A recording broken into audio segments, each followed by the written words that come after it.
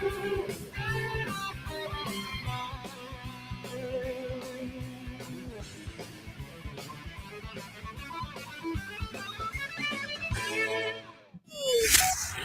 by to launch FanStream Sports. 3, 2, 1. Let's start. Hello, sports fans. Welcome to FanStream Sports. Nothing but pure sports. This is the JP Show. JP, it is so good to hear you back on the air. Stand by. Now, here's JP. All right, welcome into another edition of the JP Peterson Show. Woo! It's hot. And we are live at Bucs camp with Peter Blake. Yes, sir. What's going on? Right over there. Yes. You can hear the pads popping right now as they'll probably be going for another 15 to 30 minutes. But we are live right here out at One Buck Place for yet another Buccaneers practice. And, man, it is blistering hot. But if I was making $140 million over the next 5 years, yes, I'd be cool. Absolutely. I'd be super cool. Yes. And that's what Tristan Wirfs is going to collect, and good for him. So we will get to all the breaking news here today at Bucs camp, give you some observations of what we've seen just now in the 11-on-11 drill. Some very interesting things there as well. We got Rays news to talk about. Very interesting article in the New York Post yesterday by Josh Kosman on the possible sale of the Rays, and I've got some additional information on that for you as well, and some obvious questions about what the Rays were doing negotiating a sale while they were telling the world they were still here, right, and building a stadium in St. Pete. So we'll get to that as well. So much to talk about. We got Olympics to get to, all kinds of stuff, and anything you guys want to bring, you can call the show. You can call the show, 727-255-0391. It's 727-255-0391. It's the JP Peterson Show. No one is doing what we're doing right now. Nobody. Realize this. I've been sweating, you know what, off to put this together, but we finally got it together here, and this is just a preview of what game day shows are going to be, especially post-game shows on the field. Yeah, we did it all last year. We did, yes. From the field, give you some really first reacts from the locker room. I go into the press conferences and then go into the locker room, get some great stuff, come right out to the field and give it to you guys. You can call in, so we'll be doing that. And if you'd like to sponsor that show, please just email me, jp@thejppetersonshow.com. If you want to sponsor the Bucs postgame show, that is available as our other sponsorship deal. So come on, just email me, jp@thejppetersonshow.com. All right, let's get into it. First and foremost, Tristan Wirfs. Yes. Who was the knucklehead that reported they're far apart? Jordan Schultz say they're miles apart. And once again, Jason Light continues to do what he's done throughout this offseason, re-signing a Baker Mayfield, re-signing Antoine Winfield Jr., re-signing a Mike Evans. When are Bucs fans going to understand, believe, and trust in Jason Light?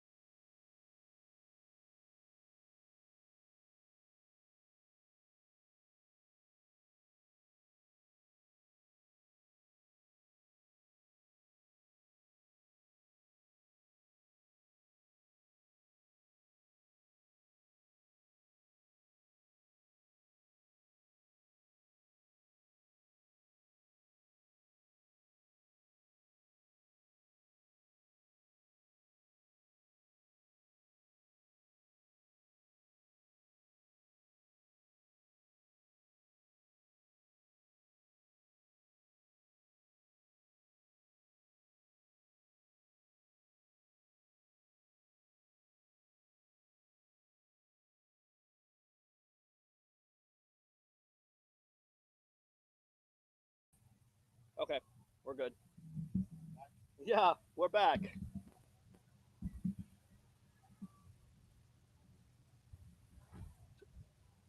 We're back here on the JP Peterson Show again, out on remote Wi-Fi issues. That happens sometimes. Hopefully we don't have any more issues.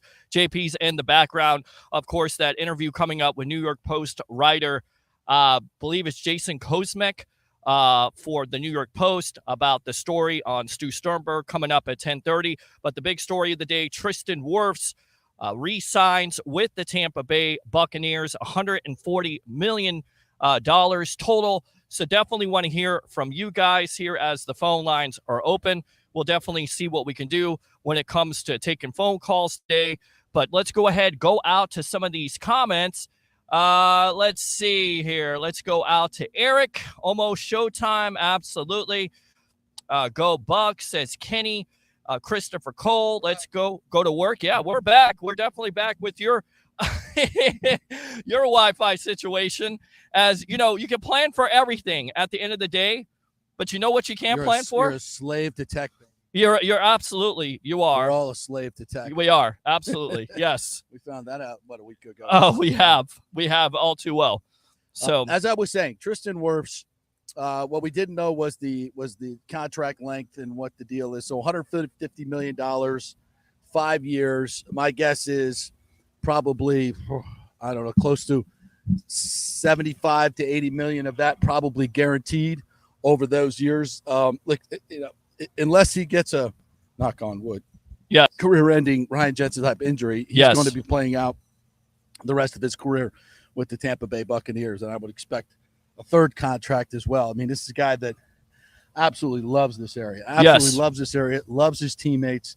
I saw him in the indoor practice facility after the night practice with his little baby. Mm-hmm. Oh my God! What a big baby too. Yes, big baby. Did he say 4 weeks? He's 4. Did he say 17 pounds? I thought like 18 or 19 pounds. And by the time we get done with this show, the baby will be 22 pounds, ready to start on the left guard side there with his third contract's over. Right, exactly. No one's going to step in. So, what a great teammate. And the fact that he was been out here for OTAs and been out here for practices. I mean, you look around the league, you know, Jamar, all these guys are not practicing. Brandon Ayuk, Trent Williams out in San Francisco, all these guys, they're not practicing. But it's just, again, speaks to the Kumbaya. I think we're just going to call this the Kumbaya camp 2024. The Bucs Kumbaya 2024 camp, because everything's just Kumbaya, my Lord. I mean, everything's just so cool and so calm and so perfect. Did have a little blip the other night at the night practice. I did not know this, but Sua Opeta, the left guard, was taken off, according to Rick Stroud, and ACL out for the season. So that's, a backup guard. Doesn't seem like a big deal right now, but as you get into the season, it can be a big deal. So, and that's we got confirmation here from James, 17 pounds, 23 inches. So there you go. 17 pounds, 23 inches. And that baby boy didn't come out that way. Yes. It was, but it is now. Like, it's not, mom's okay. That's 4 months. Okay? Yes. Although my son was 21 and a half inches. Wow. Yeah. He's what, 6'4". He played at Cambridge Christian at about 280. He's not 280 anymore. Yeah. Big boy. Yes. So at 21 and a half, and when he was coming out like that, it never stopped. I'm like, holy, how big is this kid gonna be? And so I can only imagine, huge. Yes. But anyway, congratulations to him. Congratulations to his family. Could not find a better leader. Could not find a better teammate. And damn, can he play? Yes. He's just so freaking good. I'm watching him out here doing one-on-ones, which I love to watch at training camp. We got one-on-ones today, so I got lots to report on one-on-ones. Okay. And it's just they set them up in groups of three and two, and they'll do different blocking schemes. They'll do twists on the defense. They'll do different things. They'll do cross blocks. They'll do pulls. They'll do all kinds of stuff. But it's a great way to see mano-a-mano who's doing what. Correct. And Tristan just with Yaya, I'm like, well, this is a heavyweight matchup. I'm like, ding, ding. You gotta love that. This is something. I can't wait to see this one. And Yaya fired off and tried to get up under Tristan. He's just so good with his feet. He's so fast. and his positioning is like he's never off balance. He's always got the great leverage. Yeah, he's just great so footwork good. too. He just it's the wrestling. It's the wrestling Yes, background. yes. It's the footwork, and I feel like, look, you could go and draft a tight end if he's a basketball player because of the positioning, and then you could do the same thing with offensive linemen when it comes to a wrestling background because of the footwork and because of how quick they have to be in that stance. Does it look like I'm sweating? I'm sweating too, man. Look on the camera. Look like I'm sweating. You guys can comment. Yeah, it looks like we're sweating. We're sweating. We're out here live at Buccaneer training camp. So yes. Just watching Tristan Wirfs do his thing in pass blocking against Yaya. That to me is like, again, I'm a football nerd. Right. That's like watching Picasso paint. It's like watching Michelangelo. These guys are artists, but they're so freaking big and strong in what they do. And there's so much technique involved too. It's not just two guys, running into each other like sumo wrestlers. I mean, there is technique, there's hand placement, there's footwork, there's everything. And there's strategy to it. What's the move going to be? Where do I need to set? If he goes back inside, am I balanced enough to move with him? And that's what's so damn hard about getting around Tristan Wirfs. He punches you. His initial punch is so strong because he's in that freaking weight room 24/7. Right. His initial punch is so strong, it knocks you off balance. Now you have to recover. It's too late. It's like the punch you gave me the other day when I didn't have this all hooked up. That's exactly what it is. I did not do that. I wanted to. Yes, he did. Yes, he did. So it's just, he's so good. And, yes. And it's funny, you just saw Yaya walk away because now when you see Yaya go up against Gedeke, it's a different deal. Right. And Gedeke's a really good right tackle. He is. It just goes to show how freaking good Tristan Wirfs is. Mm-hmm. And I'm telling you, folks, if you get a chance to come out here and they're in pads, watch those one-on-one drills. It's absolutely phenomenal. Saw Kalijah Cansey working in the one-on-ones as well. He's so good at getting low and getting penetration, and you could just see that the offensive linemen have such a hard time getting under his pads. Yes. Yeah. Do you want to go out to Eric? Because there's a reason why I want to go out to Eric. Okay. Eric was talking about getting rid of Tristan Wirfs for 2 or 3 first-round picks. Hey, listen, boss, I told you last night that they would get this done with Tristan Wirfs. I was joking with you, buddy, last night. You were joking with me. You were serious, my friend. You were saying 2 to 3 first-round picks, and I said, I want to make. I forgot we're not the Rays, though.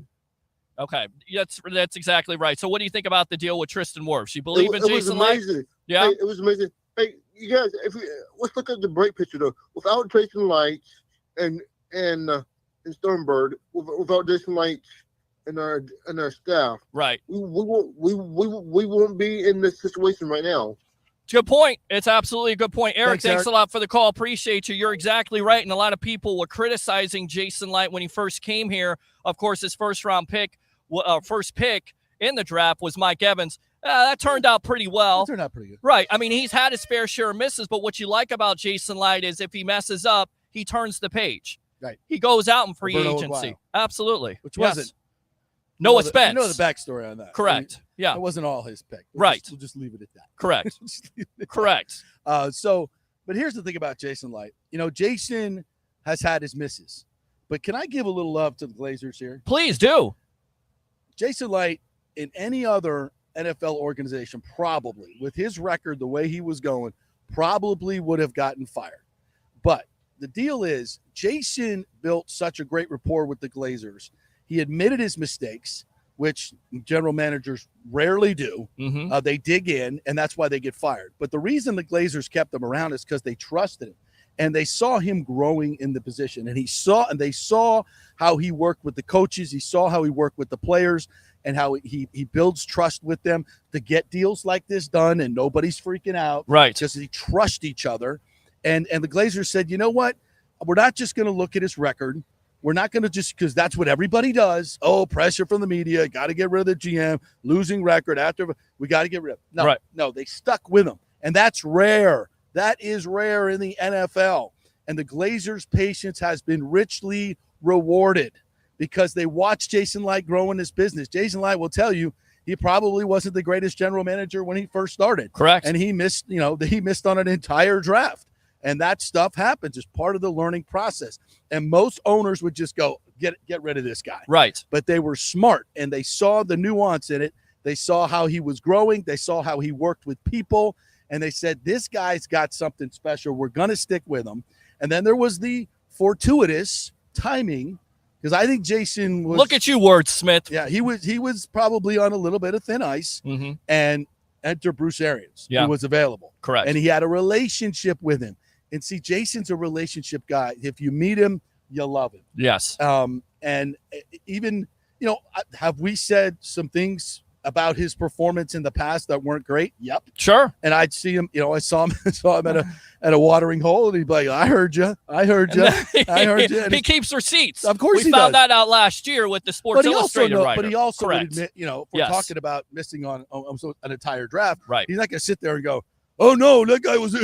And now he's like, yeah, I missed. Yeah, and that happens in this league. It's not an exact science, but what Jason learned was it's not so much the player, what you see on the field, it's what's in here, yes, and what's up here. And that's why you have the roster that you now have. Mm-hmm. It's full of guys that love football, absolutely love football. Rondé talks about this all the time. You got to tap into the guys that really love football, not the guys that want to be NFL football players, not the guys that enjoy the money and the fame and stuff, the accoutrement that comes with it. Mm-hmm. It's the guys that freaking love football, that are leaders.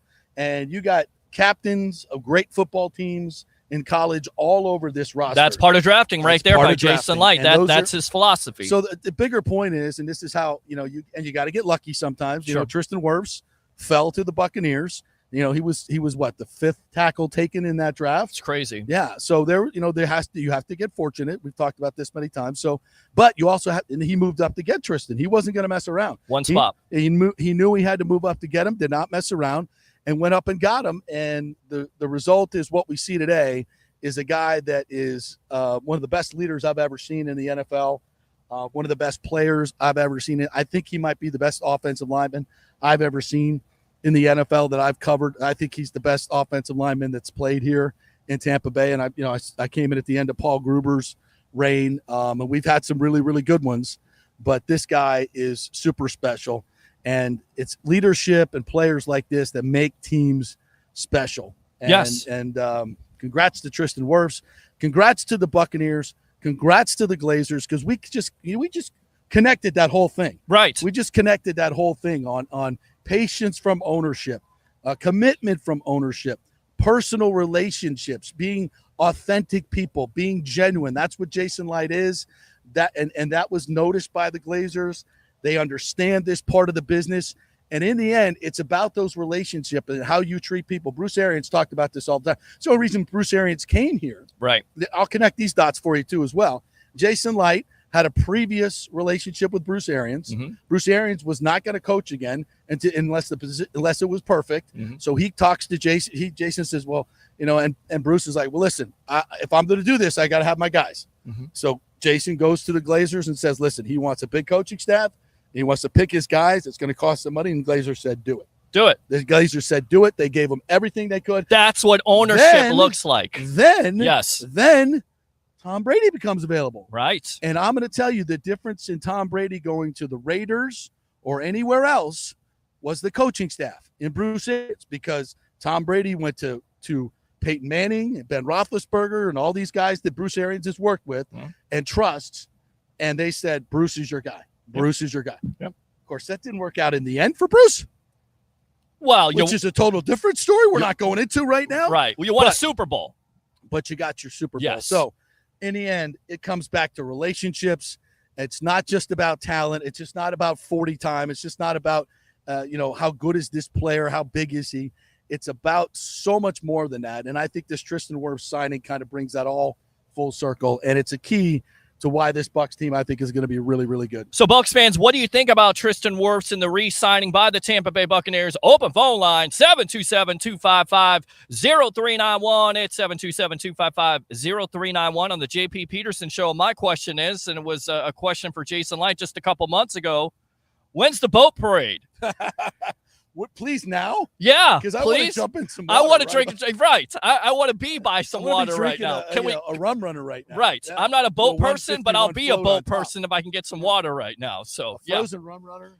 Absolutely. 151 float on top right now with a little slice of pineapple. I've never had one. You have to introduce me to it. I got to live. Oh, I know how to make those. Okay, all right. Well, you know how to do a lot of things. Yeah. So we trust you on that. Renaissance man. Yes. Especially with alcohol. When it comes to that. All right. So also here at Bucs camp today, some other observation. Payne Durham. Mm-hmm. Payne Durham, number 87, is flashing. Second-year tight end out of Purdue, I believe. Yes. He's flashing. Nice little bootleg play today with Baker coming out the backside, play action, run fake. He's wide open. As always, the backside tight end is always open. Right. That play works every freaking time. And a nice, not a tough catch, but a nice catch. He's flashing. He seems more calm. He's catching the football. Really, really good. K. Otten, mixed day already. He had a ball out in the flap that he just flat out dropped. Inconsistency. I mean, Flat that's out what's dropped. plagued Otten throughout his career, and you expect big things out of him this year. We saw it last year, critical times, dropping big-time passes. We also saw him catch some big-time touchdowns, namely versus Atlanta in a must-win game. But you're exactly right. Payne Durham, I mean, a physical guy. We saw him mix it up the other night with who? Yaya Diaby. Yes. He didn't necessarily We go. didn't talk a lot about that. A couple scraps the other Yes, night. lots of scraps the other night. So it was good to see. Back to back. Of course, Luke Gedeke was involved in that. Of course. Justin Schooley was involved in that. The as glass eater himself. So, but that's going to happen. Sure. I asked Bowles about that, and he's like, yeah, well, now they got to run gassers. You did. You did ask about that. Fighting. Right. Stop the fighting. After Absolutely. practice, having to run gassers. But, you love the intensity in the practices.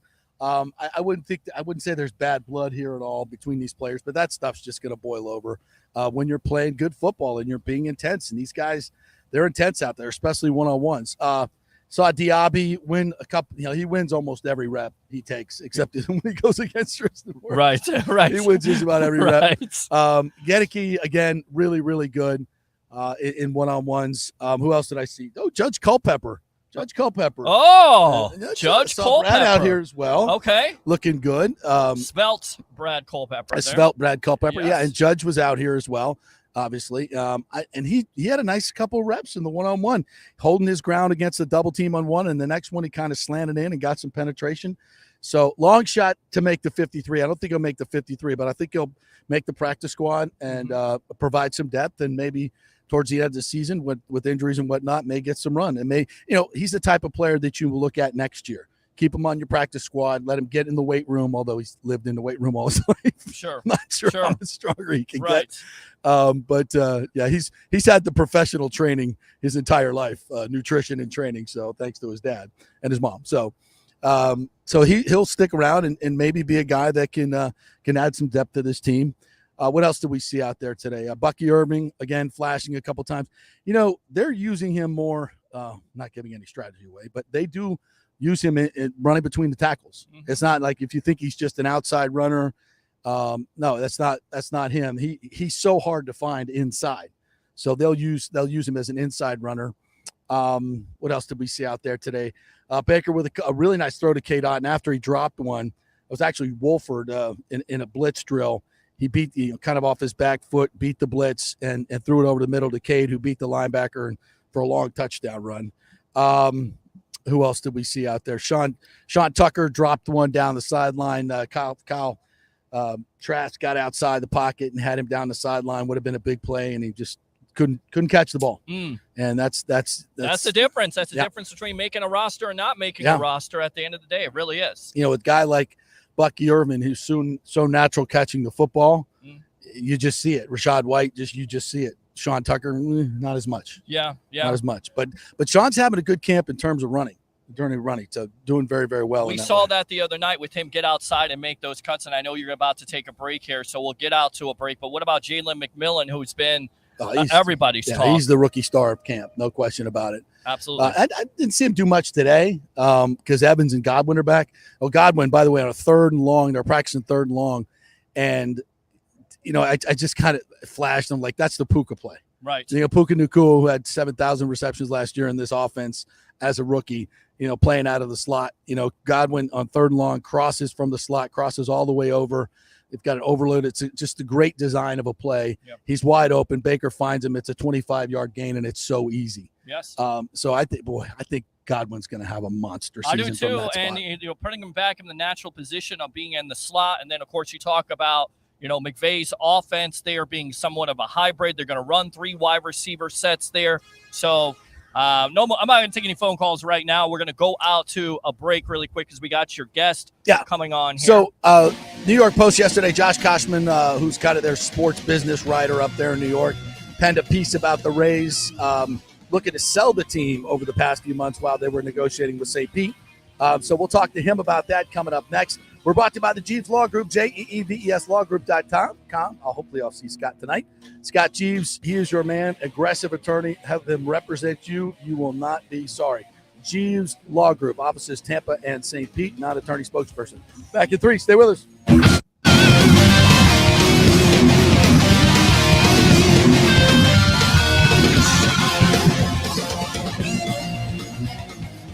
Get ready to dazzle this summer with the largest jewelry collection at the Gold and Diamond Source. Feel the heat of July with the fiery brilliance of ruby. That's July's birthstone, ruby. Well, that's my birthstone. I'll take one.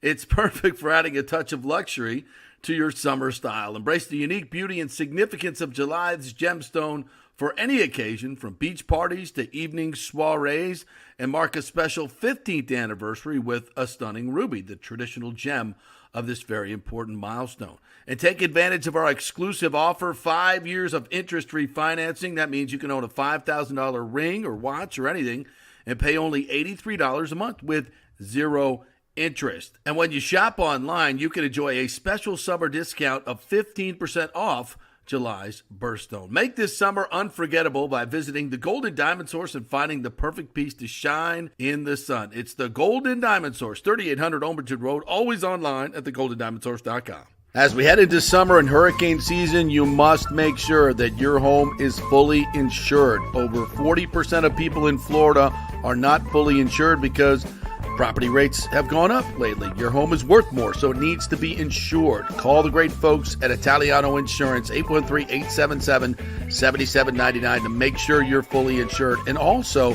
you might just save some money. There are new companies coming into the state all the time. In fact, we just shopped our homeowners insurance, and I'm telling you folks, we saved over $550 because Charity, the great customer service at Italiano Insurance, did all the work and found us a better company and a cheaper company. She'll do the same for you. 813-877-7799. Do something about these high rates. Shop them around. Could save you lots of money. It's Italiano Insurance. Been doing business here locally for over 60 years.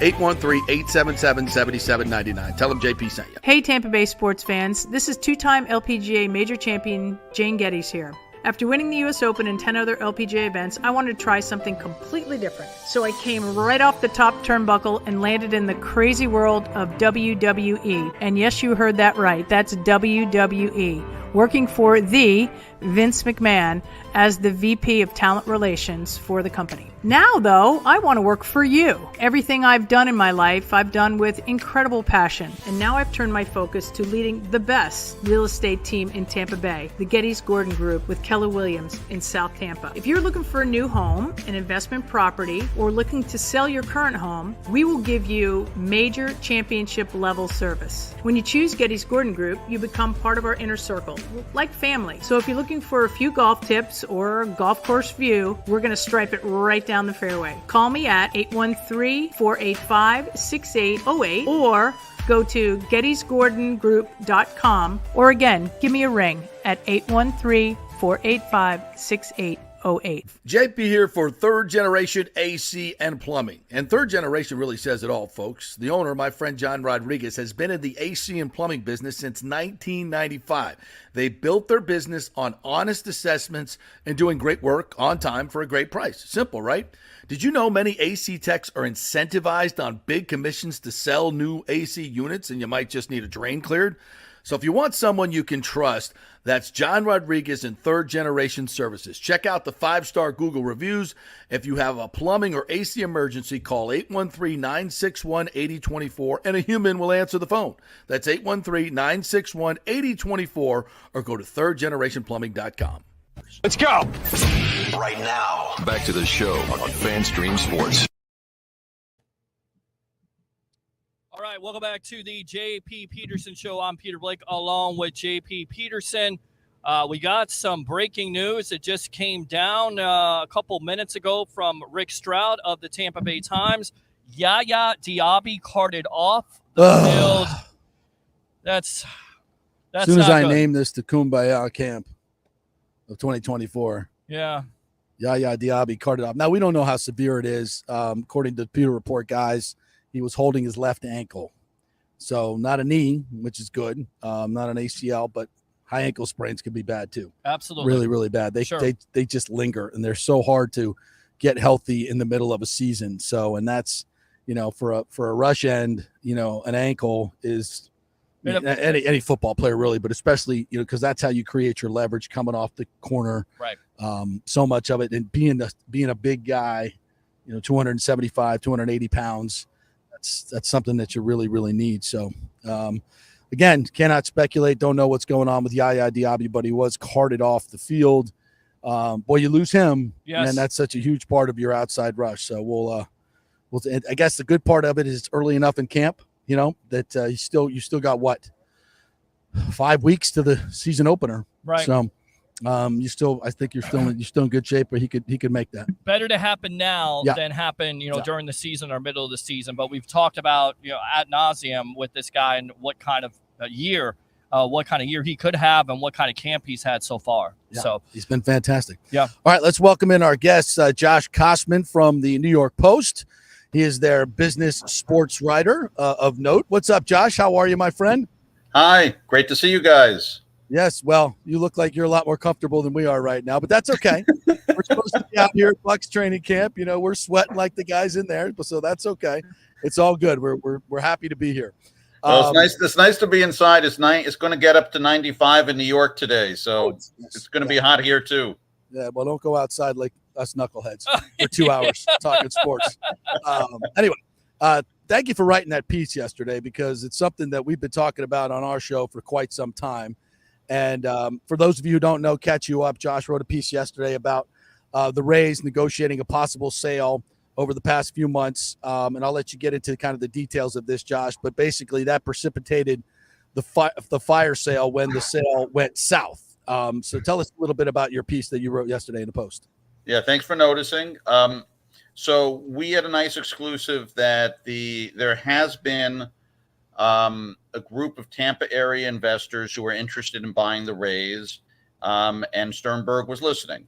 Around late fall, winter, they had an investor who was willing to put up 35% of the money. Looked like it was going to happen early this year. The 35% investor falls away. They bring in another big, deep-pocketed investor. I can't say who it is, but I do know who it is. It's someone who owns another professional sports team. He was willing to be the lead investor. He's worth about $10 billion. So it's not chump change, but he could do it. He was interested. He stepped in. Then the Tampa area investors fell away for whatever reason. And the deal fell apart about 3 to 4 months ago. And my sense certainly is that if that $10 billion net worth person owned the team, we wouldn't have seen a fire sale. I think you're right. Because they have deep pockets, money. And as we had Joe Madden on the show the other day, and one of his points was when you have good young players like Paredes, like Jason Adam, Arozarena, augment them with bigger money players like a Jorge Soler or other big bats, something the Rays have never done because of their ownership group. Your belief is this particular person who owns another sports team would have put money into the franchise, correct? Yes, and history kind of shows when someone buys a team, they want to win right away, whether it's Steve Cohen of the Mets, but not just him. Look what's happening with the Orioles right now with David Rubenstein. Of course, they had a very good team when he bought the club this year, but now he's made all sorts of trades. He's going for it, and he, too, is worth billions of dollars. Right. Josh Kosman joining us here from the New York Post. Is it your sense that Tampa Group, had they gotten the purchase done, and this other owner from another team, that they would have built in St. Pete, or they would have wanted to build in Tampa? Because my information said they wanted to build in Tampa. I think you're right. I think they wanted to build in Tampa. That was part of the pitch. Part of the pitch was more people will come to the games because it will be a new stadium and be in Tampa. Which is interesting because, 9 months ago, they basically made a big splash in an agreement at Tropicana Field that they were here to stay and have been selling here to stay for quite some time. So evidently they were here to stay, but maybe not in St. Pete, because they were doing this deal unbeknownst to the city council and maybe the mayor as well. Is that your sense? I think it was clear that they needed to stay in the Tampa St. Pete area, right. But I believe that the expectation was now. To be fair to Sternberg, he was on the sell side. There was no deal in the end.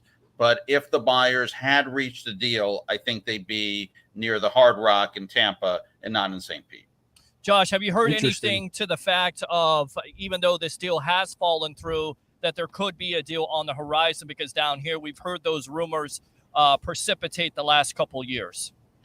I think certainly the deep pocket, in fact, I'm pretty sure I know, the deep-pocketed $10 billion investor is done. So he's not coming back. It doesn't mean a deal couldn't happen, but logically, you don't sell a team after a deal has fallen apart, and then you do a fire sale. That feels like you're looking for a sale a year or 2 or 3 years down the road, but not in the next 6 months. Yeah, I get that kind of sense from the fire sale, and it's hard to tell, from baseball operations what their thoughts are. They believe that they're not a much worse team now, but that's obviously up for conjecture. But my information is that there is another deep-pocketed owner out there that is trying to, at least as far as 2 weeks ago when I talked to him, that they are still trying to purchase the Tampa Bay Rays. Now, whether that goes through, we have no idea. Whether they're still for sale post this the vote, because that was before the vote, then that may have gone away as well. Yeah. Do you have any sense that there was any other suitors out there at the time you talked to this other suitor, the $10 billion? I don't, but it doesn't mean that what you're hearing is not accurate. Right. I was basically hearing this from the side of that guy worth $10 billion. Yeah. He felt that if the group had stayed together, they win. Wow. But it doesn't mean there's not another suitor there. And what was the purchase price? 1.6? I think you reported 1.6. Interesting. Forbes says they're worth 1.25. I think they're this new offer is up to 1.8 billion. And if the stadium passes, it's going to be worth even more. So we shall see. Any other information you'd like to add, Josh? I mean, it's interesting, and we noted in the article that there haven't been a lot of sales of baseball teams. Yeah. So the Angels tried to sell, failed. The Nationals tried to sell, failed. The Orioles sale at 1.7 was lower than expectations. Mm-hmm. So we're, at a time when the conventional wisdom is the value of sports teams keeps going up. And look, the Celtics are for sale now for $6 billion. We'll see if they get it done. Yeah. In baseball, the reality is it hasn't been so great. And maybe a question going forward for Tampa is going to be what happens with Bally Sports, which we don't know yet. Because they have a nice TV deal, even though they don't get great ratings. They get pretty good money from the local TV deal. But if Diamond Sports Bally liquidates in the next few weeks, which is possible, then that TV deal goes away. And that means they can get a new one. So they can get a new one, but you'd assume it wouldn't be for as much money. Yeah, it's such a weird world out there right now with streaming and everything else. Nobody knows where it's going or where the money lies. So it definitely is problematic. Hey, Josh, thank you so much for your time. Really appreciate your reporting. Let's stay in touch. I may have some other details for you from that other possible buyer in the near future. I'll let you know. Good. I'd love to hear it. All right. Thanks, Josh. Appreciate it. Josh Gossman right there from the New York Post. Great stuff. Very, very interesting. Yes. And so everybody's like, who's the guy? Now, when I talked to Josh yesterday, he talked to that person on the phone personally. That's where he got the story. I know a lot of people were questioning the veracity of this story. But this is the New York Post, and they were the one who had the laptop story, by the way. That was real. Just saying. Yeah. Just saying. Yeah. So, this is, I believe this 100%. I think that the reporting is absolutely 100% factual. Some other things that he told me, it all checks out. So the question here is, did the city council, were they aware that there was a deal on the table that Stu was negotiating with a Tampa-based group who did not want to build a stadium in St. Pete? Now, you could say that this was his backup plan, and that's just good business. Okay. Right. And look, if the vote failed, the backup plan could have been, we're going to sell to this group and they're going to do something in Tampa, and I don't want to be involved, which well, it just that would have been a godsend, folks. Right. That would have been a godsend. So, the city council 5-3 vote will go down in history, whether it's Ed Montanari or whoever, and Ed was the swing vote. Let's just be, and he's up for election now as a fiscal conservative. So do with that what you will in St. Pete, folks. One doesn't match the other. So if that vote would have failed, I think you would have seen. And who is that? Can we have some fun with this?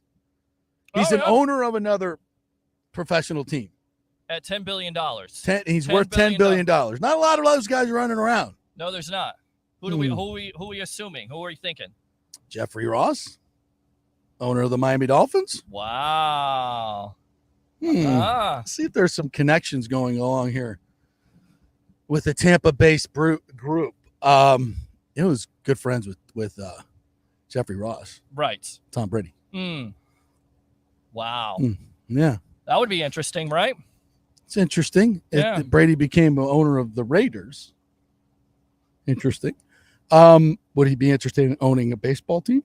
Well, he started out in baseball. Remember, he was drafted by the Montreal Expos, who, by the way, nearly and I don't know if we got. Let's not talk about Montreal. Yes, let's not. That's all part of the saga. But it's interesting. I think is it Jeff Ross? And could that have been a play? And who were those Tampa businessmen?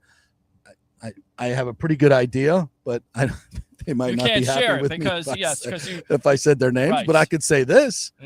That would have been a best case scenario. And for those of you who say, well, there still wouldn't have been a deal to be done in Hillsborough County, folks, let me tell you, Hillsborough County was never the problem. And yes, could there have been more support from the city of Tampa? Absolutely. From the mayor's office? Absolutely, 1,000%.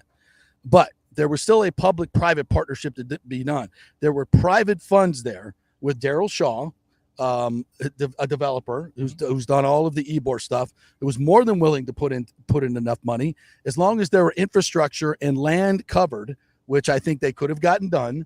They could have done a deal easily, because this ownership group that they would have been working with would have been agreeable to do a reasonable deal, which Stu was never agreeable to do. And this is what I keep everybody that says there's no money in Hillsborough County. You're wrong. There was plenty of public-private partnership available there. They just weren't going to write a blank check at the beginning of the process like St. Petersburg is doing for Stu Sternberg. And that's the only reason Stu is doing the deal, is because he gets all the money up front and he can sell that property. As soon as he gets control of it, he can sell the property to whoever he wants. Why would they keep that in the contract? That's my question. Why would you keep that in the contract? Which they refused to back out. The Rays refused to back off on that. They wanted the ability to sell off those parcels. Of course. If you're going to be here forever, why would you want that? Well, it's the reason why they ended up in St. Pete in the first place, because not only did they want that, they wanted the city to pay more than half of it, but they also wanted the redevelopment fee, which is why St. Pete was always going to get that stadium done, because the city had something that the Rays wanted. They always wanted that, and they were just using Tampa and everybody else. And by the way, I keep reading all the time, well, the Rays are putting in $700 million plus cost overruns. The Rays are getting a $700 million windfall just in the property alone. So if you want to look at it from that standpoint, and you can argue about the valuation of that property, but it's certainly not $177 million, which is the current appraisal for 55 acres of prime real estate when it's selling for $20 million an acre right now. You do the math. That the windfall they make just alone on the real estate more than pays for their part of the stadium, not to mention the naming rights, which is worth $300 to $400 million, which they keep total control of in this contract. They don't have to share any of that with the city or any of the revenue with the city. It's a completely one-way deal. And the people in, Ken Hagen's like, we're not doing that. We're not giving him a blank check. He'll make more money in the long run, or the Rays would make more money in the long run in Hillsborough with the plan that they put out, but not short term. And Stu wanted the money up front so he can do whatever Stu wants to do with that money up front. He can sell the stadium a la Jeffrey Luria, exactly what happened in Miami, and we're left with a poorly located stadium, and that's not going to be supported, just like in Miami, with a $2.4 billion cost to the public. Listen, I want to make this clear. I hope this works in St. Pete. I really, I hope it works the way that Brian Auld says it's going to work. I was listening to him last night on the show, and it sounds great. It's like we're going to build all these things, and we're going to give all high-paying jobs, and we're going to, replenish the historic gas house district, and we're going to do all these things. And I'm like, that sounds great, and I hope that all works, and I hope they build this huge entertainment structure, and it doesn't go the way of the sundial, and it works, and everything works, and thousands of people come, and attendance is $2 million. I hope that works. I hope I'm wrong. I hope to God I'm wrong, because that's what's good for St. Pete. That's what's wonderful for St. Pete, and I would love to see it. But all the data tells me, and the way they've gone about this business tells me that's not going to happen. Right. So, I am rooting for it, and I want it to happen for the people of St. Pete, and I hope the people of St. Pete support it. Please go support the team. Don't count on people coming from the nether regions to support the team. This is your team. Support it. Businesses, support the Rays, support the new stadium, support all of it. They're going to need it, because it's tough for, the Hillsborough companies are going to pour their money into this team, and they're going to pour their money into the Tampa Bay Lightning, because that's where their customers are. They can give those tickets away, and it's always used. Not so in St. Petersburg. That's always been a tough problem. So the people of St. Pete that are moving in there with the affordable housing will have to go to the games. They can afford the tickets and support this team. Is all that going to happen? Is all that going to come to fruition in this economy where interest rates in the next 5 years could go bonkers? Inflation could go bonkers. The cost of this stadium cannot be 1.3. If you just go by inflation over the last 4 years, it's going to be $15 billion. I mean, so there's a lot of whats and ifs and candies and nuts and all kinds of stuff in this deal. I'm just asking questions. If your owner is negotiating with a group from Tampa while he's telling you he's here to stay, and that if that deal had gone through, they would not be here in St. Pete to stay. They would have been somewhere else. It's consistent. It's consistent with this ownership. I'm just asking questions, right. And I don't want people come at me. Oh, you were wrong. I don't care about being right and wrong. I don't care. And the things I've told you all along are just my thoughts and my opinion. Major League Baseball said they were never going to build in St. Pete. Why did they say that and then have it happen? I'm just going by what Rob Manfred said, what Butch Selig said. Yep. For God's sakes, where the long-term money is. These were all my thoughts. If I'm wrong, I'm wrong. Fine, great, and I hope everything works out in St. Pete. I really, really do. But I still have questions and reservations. Is that fair? Absolutely. When we have news that he's absolutely negotiating with a Tampa-based group and who didn't want to build there, was that divulged to the city council? I'm guessing no. Right. I don't think he ever told the mayor that. Did he? Probably not. Mm-hmm. Well, I tell you right now, when Auld was asked about this on the radio station you talk about, he didn't answer the question directly. He did not answer that question at all. He didn't? I didn't hear it. No, he did not answer the question directly. He said how so? They hoped that Stu would be a part of this going forward. They anticipate that he would be a part of this going forward with the new stadium, but there was never like a direct answer to that question. Well, I heard his interview last night on the game, or yesterday on the game, and he was very insistent that I don't know if he ever this said is what T-Crass Stu was part of it. Right. Update here from Greg Allman of Fox Sports. Bull says Yaya Diaby has an ankle injury. Also, that's not the only thing. Jordan Whitehead also has a sore quad, will only miss a few days. So that's your latest update. Once again, the stories of the day. Of course, Tristan Wirfs with an extension, $140 million. And then, unfortunately, Yaya Diaby carted off in training camp there with an apparent ankle injury. So we'll keep you abreast of the situation here on the JP Peterson Show. That's not good. No, it's not. And then Jordan Whitehead with the quad. No more kumbaya. No more kumbaya. It's going to happen. You're not going to go through training camp without any injuries. Yeah. It's not going to happen. It's just going to happen. Randy Gregory, how important does he become now? And how much does that depth? What did I tell you? I know, but what did I tell you? It has to be. I know. We're not speaking of him. Sorry, Dad. We're not. We said no more. But now that you mention it, now that the Diaby's gone down, Randy Gregory's back there going. I told you this is going to happen, bro. Yeah. Yeah, just like I thought. Now they got to come running back to me. Oh, geez. Roll another one there, Junior. Sitting back on his couch, that big old bong. Test this, NFL. Yeah, watching Half Baked again, like for Yeah. the 35th time. Yeah. Good for him. Yeah. Well, listen, he's still got It's that lawsuit. medicinal. It's medicinal, Well, of course. right? I'm not, I mean, I'm not saying anything bad. Right.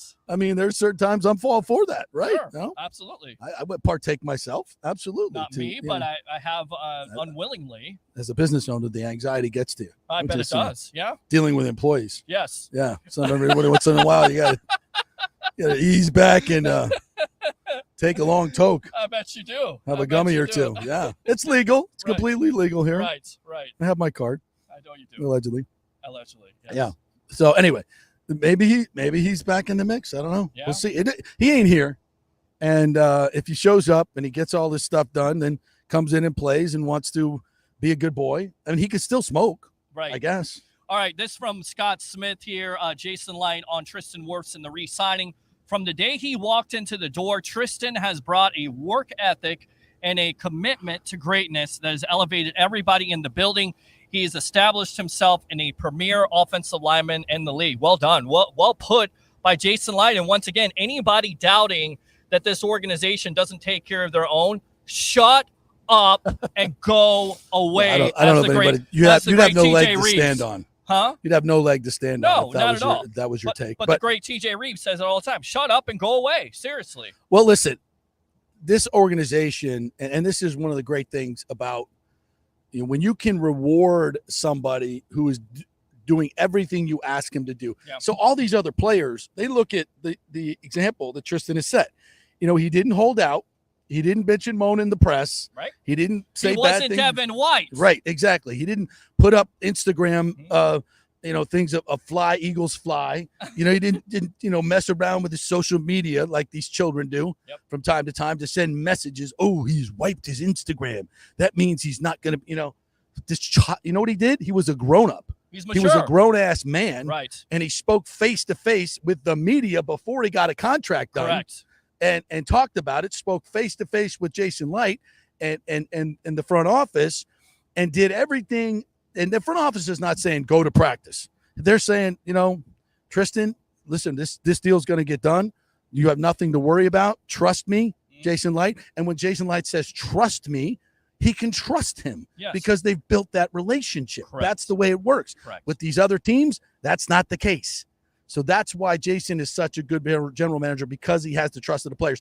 And that trust manifests in Tristan Wirfs coming to OTAs almost every day this summer and coming out here without a contract extension, practicing with his mates until the contract got done. That's not happening in other organizations, as you see, but it happened here. And that's why Tristan Wirfs and this front organization, this front office, is doing such a fantastic job in the culture that they've built here. Correct. And it goes back to what you said about the Glazers. It would have been easy to pull the plug there the first couple years because the fan base was screaming for it, because the national media was screaming for it.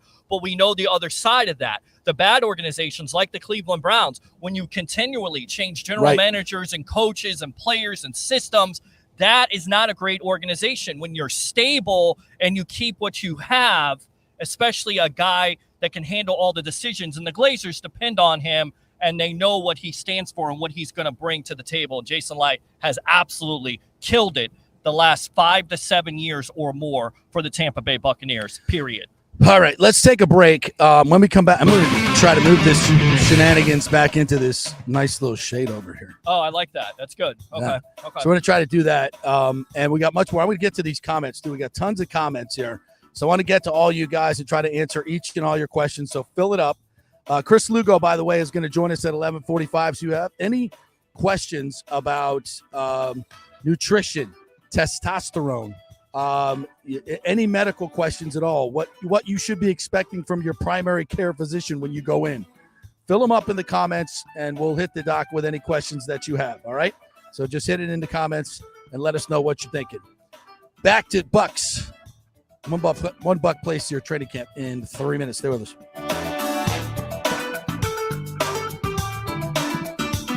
JP here for the Jeeves Law Group and my man Scott Jeeves, who lives right here and has long been a highly respected member of our community. He's a proud sponsor of the Tampa Riverwalk.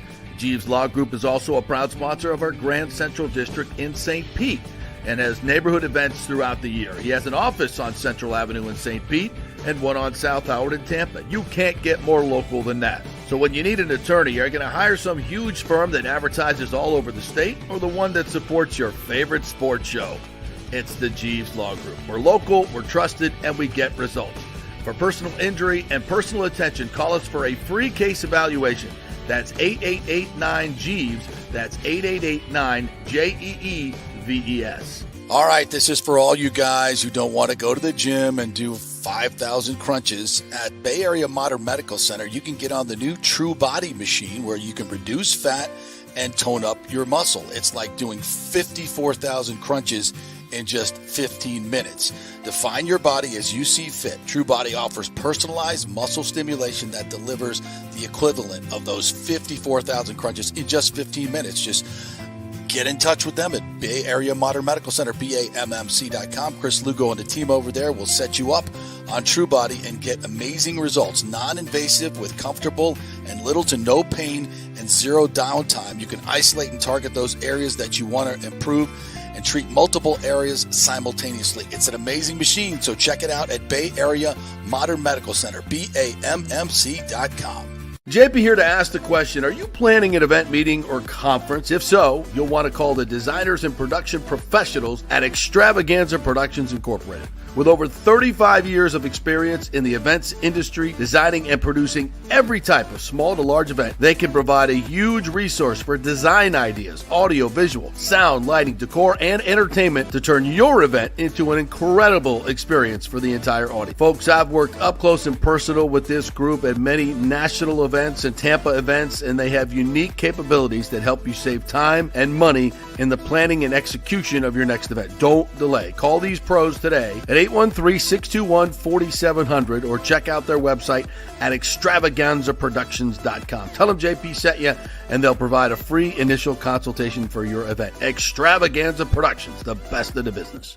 Golfers, listen up. The hottest new driving range craze has come to Rogers Park in Tampa. The Top Tracer range is now open 10 to 9 p.m. And just like you see on TV, every shot is tracked for yardage and accuracy, giving you immediate feedback. And best of all, you can virtually play the top courses like Pebble Beach or St. Andrews with your buddies.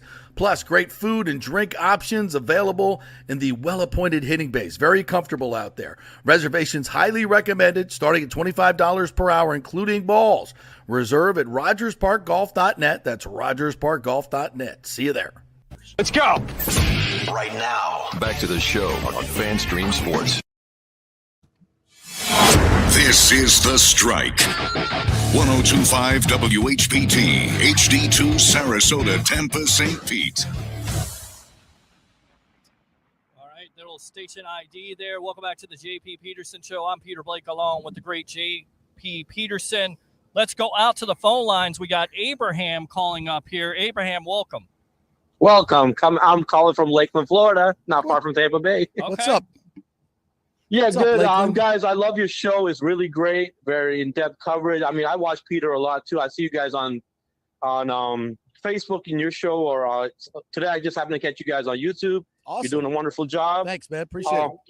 Yeah, so I'll just, I know that I heard of that Yaya Diaby got injured. I mean, is it I don't know. We don't know how serious it is yet, but I would not be too worried. I think, they should save him for the season, but I like what I see from JTS and some of the other guys behind him. So I wouldn't be too worried. Let some other guys get some reps, then let him come back, fully healed. Let me be clear, And, as Stephen A. Smith, let me be clear. However, let me be clear. Without Yaya Diaby, this defense is significantly weakened. Definitely. Significantly weakened. Yes. The other guys are good.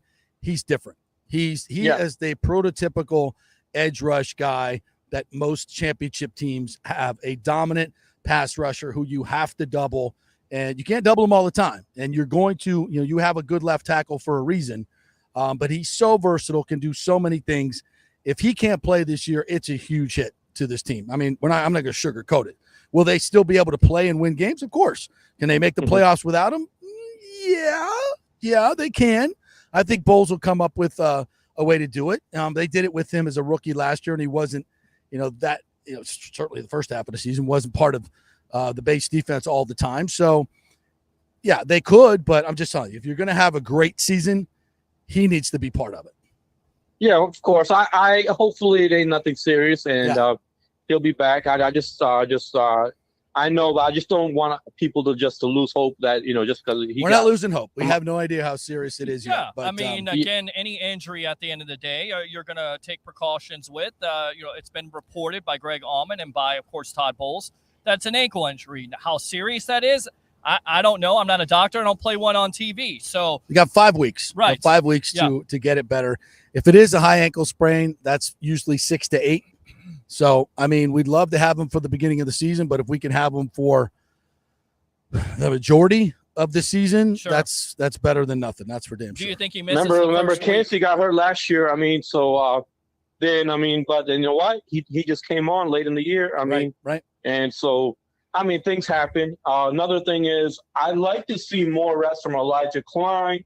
Maybe Hainsey get some reps at left guard. I mean, I understand Opeta got hurt, but you know what? Things happen, but we got to move on from that. And I like what I see from Elijah Klein. Yeah, I was actually watching him in one-on-ones today. I'm glad you mentioned that because I forgot to mention him earlier on. I like what I see from Elijah Klein. Yeah. And he's Graham Barton's roommate, by the way, and they hang out a lot. Correct. Elijah Klein is a big body, and he's very fluid. I was very impressed with the way he moves. And if you looked at his college tape, it was UTEP, right? I believe UTEP. Yes. Yeah. Against the better teams, I watched one tape. I believe they were playing, I want to say Oklahoma. Okay. But he fared very, very well. And, he did really, really well at the Senior Bowl. And I've seen a lot of scouts that have dug into his tape and really, really like him. And from what I saw out here, I think he could be a starting left guard in this league. I don't know about right now, but I think he's fluid enough and he's big enough that he can do that. And he's got a lot of scouts that like him. And I asked, he got a major endorsement from Brian Baldinger on Twitter. So since then, I'm like, you know what? We got to steal. Yeah. I just think that he needs some reps or he needs to get more seasoned, but I think he will eventually take over that starting left guard role. Abraham, thanks a lot for the call. You actually mentioned that because you got Sua Opeta went out with an injury. So you could definitely see Klein get some more reps there. And I asked Graham Barton the other day at the presser what he thought about Klein. And he had nothing but great things to say. Physical, great with his hands, footwork, everything like that. So we'll hear from Graham Barton if we got some time here. Plenty of sound from the Bucs the other day. We could play Graham Barton and I could go get in the air conditioning for a second? You could absolutely do that. Okay. You could get me some water really quick. I could do that too. All right, let's go ahead and go out to that really quick. Let me go. Let's get to the. I promise to get to the comments. Yeah, can you read those because I can't see them? Yes, absolutely. Let's see here. Nathan says, "Sit Yaya, save him for the opener. Give Anthony, Jose, and other some reps." Yeah, I mean they're not going to push him. I mean, let's not be stupid. They're not going to push him. They're going to make sure they know that they need him for October, November, December. This is not important. Yeah. All right, let's go out to James here. The players Rays traded needed to go. The team needed to be broken up. I ask again, why would any potential owner buy a Rays stadium in St. Pete? Seems now we are stuck with Stu. I don't think so. I still think Stu wants to sell. I don't think he wants to be part of this $6.5 billion. I think he wants to take as much money out of this as he can and go. That's just my opinion. Mm-hmm. I think any good businessman would, if you could take a profit up front for sure, instead of stay in a 30-year development plan and try to get that profit at the end, you'd be nuts, especially in this economy, in this world that we live in and that is so uncertain. You're building a $6.5 billion development over 30 years, including a huge stadium when you don't even know where you can get the concrete these days. I mean, a smart businessman would take the money and run. Yep. He could literally, and I'm not saying he's going to, but I'm saying he could, way this contract is written, he could sell that land that he just got, the 65 acres for that he has to pay $50 million up front and not $100 million total, not till 20 years. Yep. So figure that out. Yeah.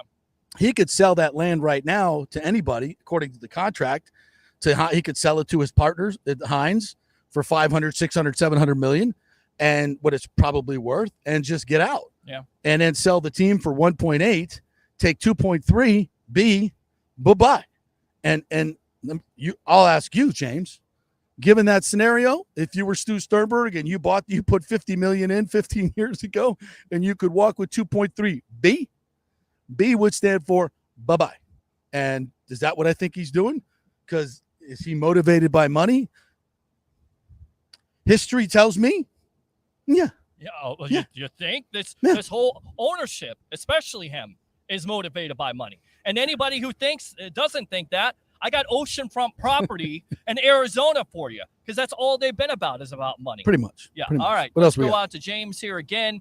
I don't see how any winner would buy a raise unless heavily discounted with a failed stadium location. James says, I knew the Dex group would fall apart. Yep. Thomas says Dex never had $10 billion. No, it's not. It wasn't Dex that had the $10 billion. It was the new owner, prospective owner that owns another team, which we're speculating could be Jeff Ross of the Miami Dolphins. All right, let's go out to this one right here. Mark Cuban or the Glazers? The Glazers is an interesting. You want to have some fun with this? Yeah, let's do it. And we We're always just have having fun. We're just having fun. Right. Right. So let's just say the $10 billion. I don't know if the Glazers have $10 billion. Right. But they have $10 billion in assets, close to it. Sure. So let's just say that the Rays and the Glazers in some consortium with some other investors bought the Rays. Mm-hmm. And as we know, the Bucs now are looking for a new stadium. Right. All right. How about this? How about you build a mega stadium that on one side has a football field? All right. Mm-hmm. Follow me. Sure. One side, there's a big football field. Yep. Right. In the middle is a huge mega superstructure complex that shares a baseline with a baseball field on the other side, which, by the way, would fit right over here on Dale Mabry. It would, absolutely. Yes. So you have a football field, superstructure in the middle that has a huge pavilion of bars and restaurants and clubs that serves both stadiums. Mm-hmm. So you're building two stadiums, but you're building one really. That's a really big one. Right. And you have two separate fields. So you have the superstructure in the middle that you can, have all the bars and restaurants and accoutrement, all the offices for the teams could all be, but you have one building. So you're not building two separate stadiums with two separate, clubs and two separate pavilions. And that battery, if you will, the bars and restaurants area is in the middle there, and it's constantly open 365 24/7. You have the baseball field on the other side, so maybe the left field line goes here, it goes parallel with the football field, right? And you can go back and forth in the club up top. If you're hosting a Super Bowl in one, right, you could have the other stadium filled up as well with the big screen watching whatever event it is. 200,000 people. Absolutely. We'd get Super Bowls galore. We'd get national championships galore. Yep. It would be by the way, I'm patenting this idea. If anybody tries to steal it, I got it on tape right here. It's mine. We're gonna definitely, we have it recorded and we'll have it edited up if you try to do it. Copyright. How cool would that be? It'd be awesome. I mean, think about it. Absolutely Then you're building, yeah. instead of building two stadiums, a new football stadium at $2 billion. Oh, here's the coup de grace. Right. Here's the coup de grace. I have a roof that slides. Oh. So when you're playing football, the roof slides over on the football. If it's a nice day, you can stay over on baseball. Right. If you want it open that day. Correct. If it's raining or you need some shade, you bring it over the top. Right. You can AC the whole thing too, and then you roll it back open. Then for baseball, you want it open for April and May. You got an open air stadium. You want to roll it in during the summer. You roll the roof right back over, so you only need one roof. Yeah, that would make What do you sense. think about that idea? I love the idea. I let the cat out of the bag here. I was going to patent that thing. Over us right now. Yeah, I'd love a roof over us right that'd now. Be nice. So if how about that? So we'd have a raise. Yes. And a butt. We'd two birds with one stone. Right. You can have the same ownership group for both of them. Uh-huh. And we know that the Glazers would Joel, spend. Brian, you listening over there? I see you up in the office, right? I see him right there. I'm kidding. Wave to him. I'm kidding. No. Are you listening to this? Are you? How much Is anybody money? doing this right now? Because I don't. How much money you got? I don't think there's another station on You that's got- doing it. Yeah, we can do this. Yeah, he's giving me the thumbs up. All right, there you go. Thumbs I'm up. joking. I'm joking, people. I'm joking. But the offices are right there. Yes, they are. Give All me- right, Jason Light, get in the comments. Yeah, Joel or Brian, get in the unfortunately, comments. any development in the St. Pete is for the elites. It's not affordable for the working class and blue collar people. that are being priced out of Pinellas County. It says Lonnie also goes on to say, as someone who works in Major League Baseball and minor league baseball, when they say high-paying jobs, I know they're lying out of their ass. It's a seasonal, part-time, temporary nonsense. I think he means more of construction jobs. Right. The construction job are high-paying, and they are. And also, the full-time jobs of the restaurants and bars that are around there, not just – most of the Rays jobs would be seasonal. Ticket taker – well, they aren't ticket takers anymore. Well, yes, Right. they are. Just ticket scanners. Right. So, yeah, those are seasonal jobs, not high-paying jobs. But there are, to be fair, a lot of high-paying jobs involved in the construction of that and the other stuff as well. All right. So let Any me other? yeah, I got some more here. Hold on a sec here. Just fixing something. All right. Let's go out. Whitehead. Nathan says Whitehead and Yaya can sit. They will be fine. Give the backups reps. I'm okay with them sitting the last game of the preseason. What do you say about that? How do you treat that situation? Yeah, both of them are, Yaya's only in his second year. So, it's going to hurt him not having a training camp. But he's just wrecking people right now. I think give him some time off. And, I wouldn't push it. You got some time. That's the good thing. All right, let's see here. Rick says JP with the Kumbaya curse. I knew you were going to go there. Yep. I knew you were going to go there. Tino says, now with the injuries to the left guard and DE, depth once again becomes a question if you ask me. I know Yaya isn't hurt bad, but Light must be thinking in the back of his mind to shore up depth. Well, listen, nobody has depth in the NFL. Let's just remember this, folks. Would we like to have an all-pro behind every all-pro? Yeah, it doesn't work that way. And nobody else has it either. So don't go crazy with this. Everybody lacks depth in this league. As far as I can see, they've got as much depth on this team at most positions, not tight end. Yeah. There's a couple positions, but every team has that. Every team fights that. Yeah. And again, open phone lines if you want to talk about the stories of the day, especially Tristan Wirfs in the extension, 727-255-0391. Lots of news today. 0391 at 727-255-0391. It's the JP Peterson Show. I'm Peter Blake alone with the great JP Peterson here. Let's see here. More comments. Let's go out to Randy. Best damn sport talk show in the Tampa Bay area. That's what I'm talking about, Hands Randy. down, period. Love That's what that. I'm talking about. Oh, yeah. Macho Man for you. Thank you very much. You win a free T-shirt. Yes, you do. I don't know how I'm going to get it to you, but come see me. Yeah, we definitely got to get some T-shirts. You want to go out to that Graham Barton press conference? Yes, or I do. You want do. to take a break here. So, all right, let's go ahead. Let's try to find that really quick.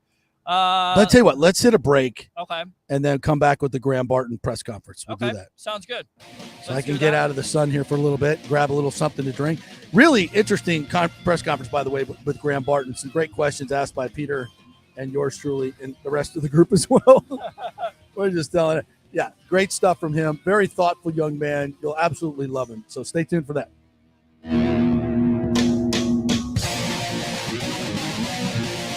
Hey Tampa Bay sports fans, this is two-time LPGA major champion Jane Geddes here. After winning the US Open and 10 other LPGA events, I wanted to try something completely different. So I came right off the top turnbuckle and landed in the crazy world of WWE. And yes, you heard that right. That's WWE. Working for the Vince McMahon as the VP of Talent Relations for the company. Now, though, I want to work for you. Everything I've done in my life, I've done with incredible passion. And now I've turned my focus to leading the best real estate team in Tampa Bay, the Geddes Gordon Group with Keller Williams in South Tampa. If you're looking for a new home, an investment property, or looking to sell your current home, we will give you major championship level service. When you choose Geddes Gordon Group, you become part of our inner circle, like family. So if you're looking for a few golf tips or golf course view, we're going to stripe it right down the fairway. Call me at 813-485-6808 or go to gettysgordongroup.com, or again, give me a ring at 813-485-6808. Get ready to dazzle this summer with the largest jewelry collection at the Gold and Diamond Source. Feel the heat of July with the fiery brilliance of ruby. That's July's birthstone, ruby. Well, that's my birthstone. I'll take one. It's perfect for adding a touch of luxury to your summer style. Embrace the unique beauty and significance of July's gemstone for any occasion, from beach parties to evening soirees, and mark a special 15th anniversary with a stunning ruby, the traditional gem of this very important milestone. And take advantage of our exclusive offer, 5 years of interest-free financing. That means you can own a $5,000 ring or watch or anything and pay only $83 a month with zero interest. And when you shop online, you can enjoy a special summer discount of 15% off July's birthstone. Make this summer unforgettable by visiting the Golden Diamond Source and finding the perfect piece to shine in the sun. It's the Golden Diamond Source, 3800 Olmerton Road, always online at thegoldendiamondsource.com. As we head into summer and hurricane season, you must make sure that your home is fully insured. Over 40% of people in Florida are not fully insured because property rates have gone up lately. Your home is worth more, so it needs to be insured. Call the great folks at Italiano Insurance, 813-877-7799 to make sure you're fully insured. And also, you might just save some money. There are new companies coming into the state all the time. In fact, we just shopped our homeowners insurance, and I'm telling you, folks, we saved over $550 because Charity, the great customer service at Italiano Insurance, did all the work and found us a better company and a cheaper company. She'll do the same for you. 813-877-7799. Do something about these high rates. Shop them around. Could save you lots of money. It's Italiano Insurance. Been doing business here locally for over 60 years. 813-877-7799. Tell them JP sent you. Are you looking for an honest AC and plumbing company? I mean, that's like trying to find a humble Saints fan, right? Well, try my friends at Third Generation AC and Plumbing Services. Been in business since 1995 here locally. And listen to what one of their customers said. Quote, the gentleman providing the service was exceptional, on time, knowledgeable, professional, and experienced. He was efficient, cleaned up behind himself, and did the work expeditiously. He not only repaired a sink, he repaired our toilet that was constantly running. We have used this company several times. They are awesome. Says it all, folks. Testimonials really say it all. Call 813-961-8024 for honest, fast service. 813-961-8024 or thirdgenerationplumbing.com. We also do AC. Let's go. Right now. Back to the show on FanStream Sports.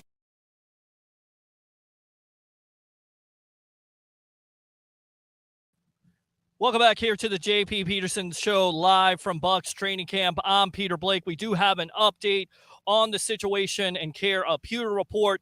Good news on Yaya Diaby. The injury front is believed that Diaby did not tear the Achilles in his left ankle. Bucs are hopeful that x-rays are negative and that it could just be an ankle sprain or a bone bruise. Of course, Diaby went out today of training camp, carted off with an ankle injury. And then, of course, the other story of the day, Tristan Wirfs with an extension, a total of $140 million. I tell you what, let's go out to Graham Barton the other day, who talked to the media, talked to JP, talked to yours truly. I asked him about Elijah Klein, the rookie, here on the JP Peterson Show. Here we go. Good.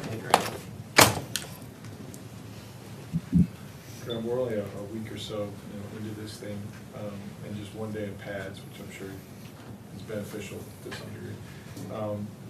Just how has your progress gone? How different is it in training camp versus OTAs versus what will be coming, which is a preseason game?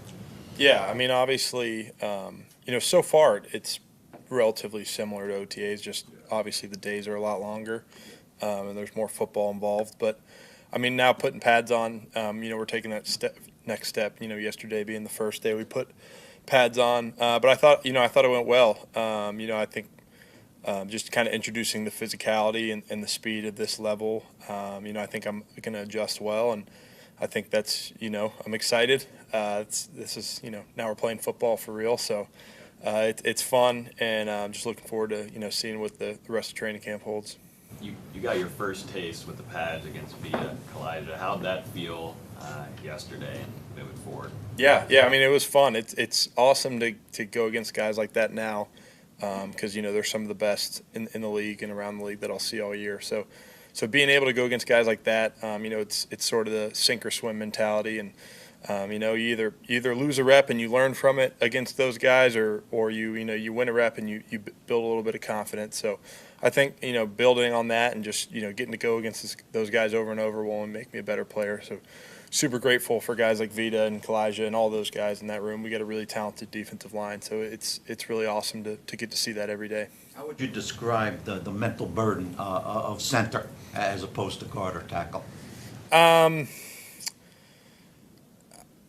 opposed to guard or tackle, maybe a little bit more, just because you're sort of setting up you're sort of setting up the play for the offensive line. It starts with, your it sort of starts with your identifications and your calls. So I mean, it is a slightly more of a burden, but I'd say the offensive line position at the NFL as a whole is a lot of a mental burden that people may not necessarily realize. You see a lot throughout the year from different defenses, and you've got to be able to block all of it against any play.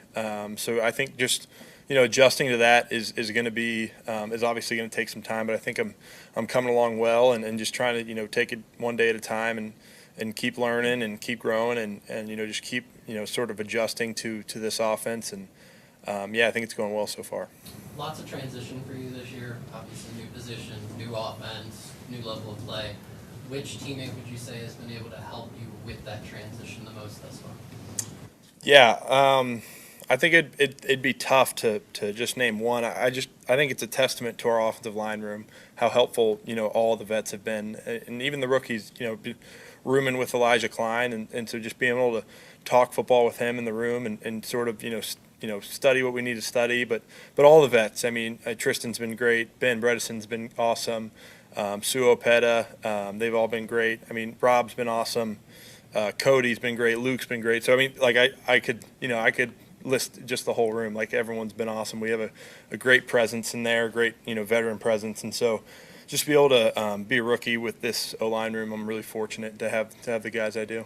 How comfortable do you feel in this offense in terms of like being vocal? I know you talked before about like wanting to be the guy that the team can rely on to know a lot of things. So how's that communication and just kind of identifying what to know and being loud? Yeah. I mean, I think it's coming along. Obviously, we're only 5 days into training camp, and so there's a lot of relationships to be built and trust to be worked on, and that comes through practice and reps, and so to get there eventually. But that's something that as a center you've always got to continue to work on, and so that'll be it's obviously a point of emphasis for me in training camps. Just being good with my communication and being loud at the line of scrimmage and definitive, and so I think that's something I need to continue to work on for sure. We talked to you in this room the day after you were drafted. It's hard to believe it was a full 3 months ago.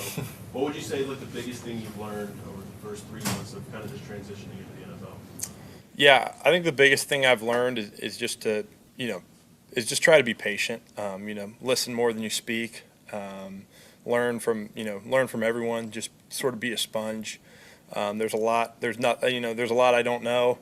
That'll continue for years and years. So I just think, trying to learn as much as you can, whether that's, in the meeting room, on the field, in the dining room talking about football or whatever, just learning the ins and outs of, the organization and the playbook and just things like that. I think that's the biggest thing I've learned is, hey, I just need to, sort of sit back and soak in everything I can because, the NFL's a pretty crazy place to work. And so I think just trying to, take it one day at a time and process all that. Graham, have you had your welcome to the NFL moment where you're like, whoa, this is real? I think that'll come more in preseason games and as we get farther into training camp and the regular season. So nothing specifically comes to mind, but obviously just getting out there in pads and like we talked about earlier, like guys like Vita and Kalijah and Yaya and all those guys out there who are just really talented defensive linemen. It's pretty cool to see and the talent we have on the defensive side of the ball. So I think I wouldn't call it a welcome to the NFL moment just yet. I know I'll have several, but I think just like seeing the speed and the power of the guys at this level, it's awesome, and I'm definitely glad they're on my team. What's it like trying to earn Mayfield's trust, and that's going to be a big part going forward? Yeah, it's a tough challenge. I'm the young kid in the room that I just got here, and so I've got to learn the playbook. I've got to sort of almost not catch up, but sort of learn. I've got to act like I've been here a long time. By learning the playbook and being able to go out there and kind of just go through it and know exactly what I'm doing and be able to respond to different looks and if the play changes at the line of scrimmage, be able to handle that accordingly and handle the different cadences and handle the things like that. So just learning in detail is the biggest thing, and I think I'm starting to do that, and that'll just come as time goes, and I think I'm on a good track, and I just got to keep studying and building, and we'll get there. Yeah, what's the personal adjustment been like off the field? Are you hanging out with all the offensive linemen? I know that you guys like to hang out together. What's that been like? Who are you hanging out with? What's that like? Yeah, I mean, not a lot of free time in training camp, believe it or not. You're here most of the day. But like I said earlier, like Elijah Klein's been my roommate. He was, the other O-lineman drafted. So, obviously I've been spending a lot of time with him. But I mean, everyone was kind of gone for the summer. I was back in Nashville working out. I spent a lot of time with Justin School. He's also from Nashville, so he sort of, is another guy I forgot to mention earlier, but sort of take me under his wing and, showed me his routine in the off season and, what he does and things that have helped him in his career.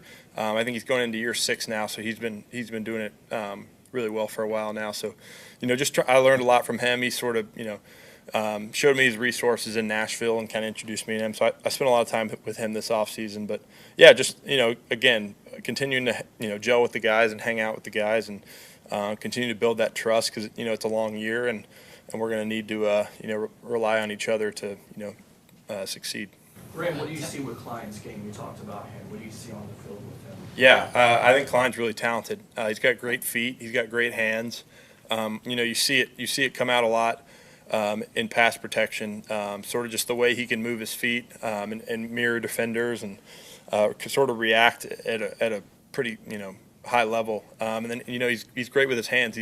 He throws his hands off the jump. He creates disruptions and I think you see a talented player in there. And just like me, he's got to continue to develop and we got to continue to learn. But I think there's the building blocks for a really good player for sure. A few more, please. Have you and Coach Carberry kind of isolated one specific area of technique that's a point of emphasis for you in this training camp? Not necessarily. I think there's several areas that I need to continue to get better. I think it's just about playing long is a coaching point. We like to say be able to keep defenders off your body and hold the depth of the pocket, be able to pass off twists and games and sort of create space in the run game. I think that's a big emphasis for me and something I got to continue to work on.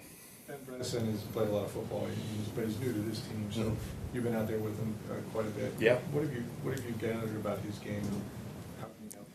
Yeah, Ben's been so great to me, especially just coming into OTAs and now just being a veteran presence for me, and especially when he's at left guard and I'm right there at center.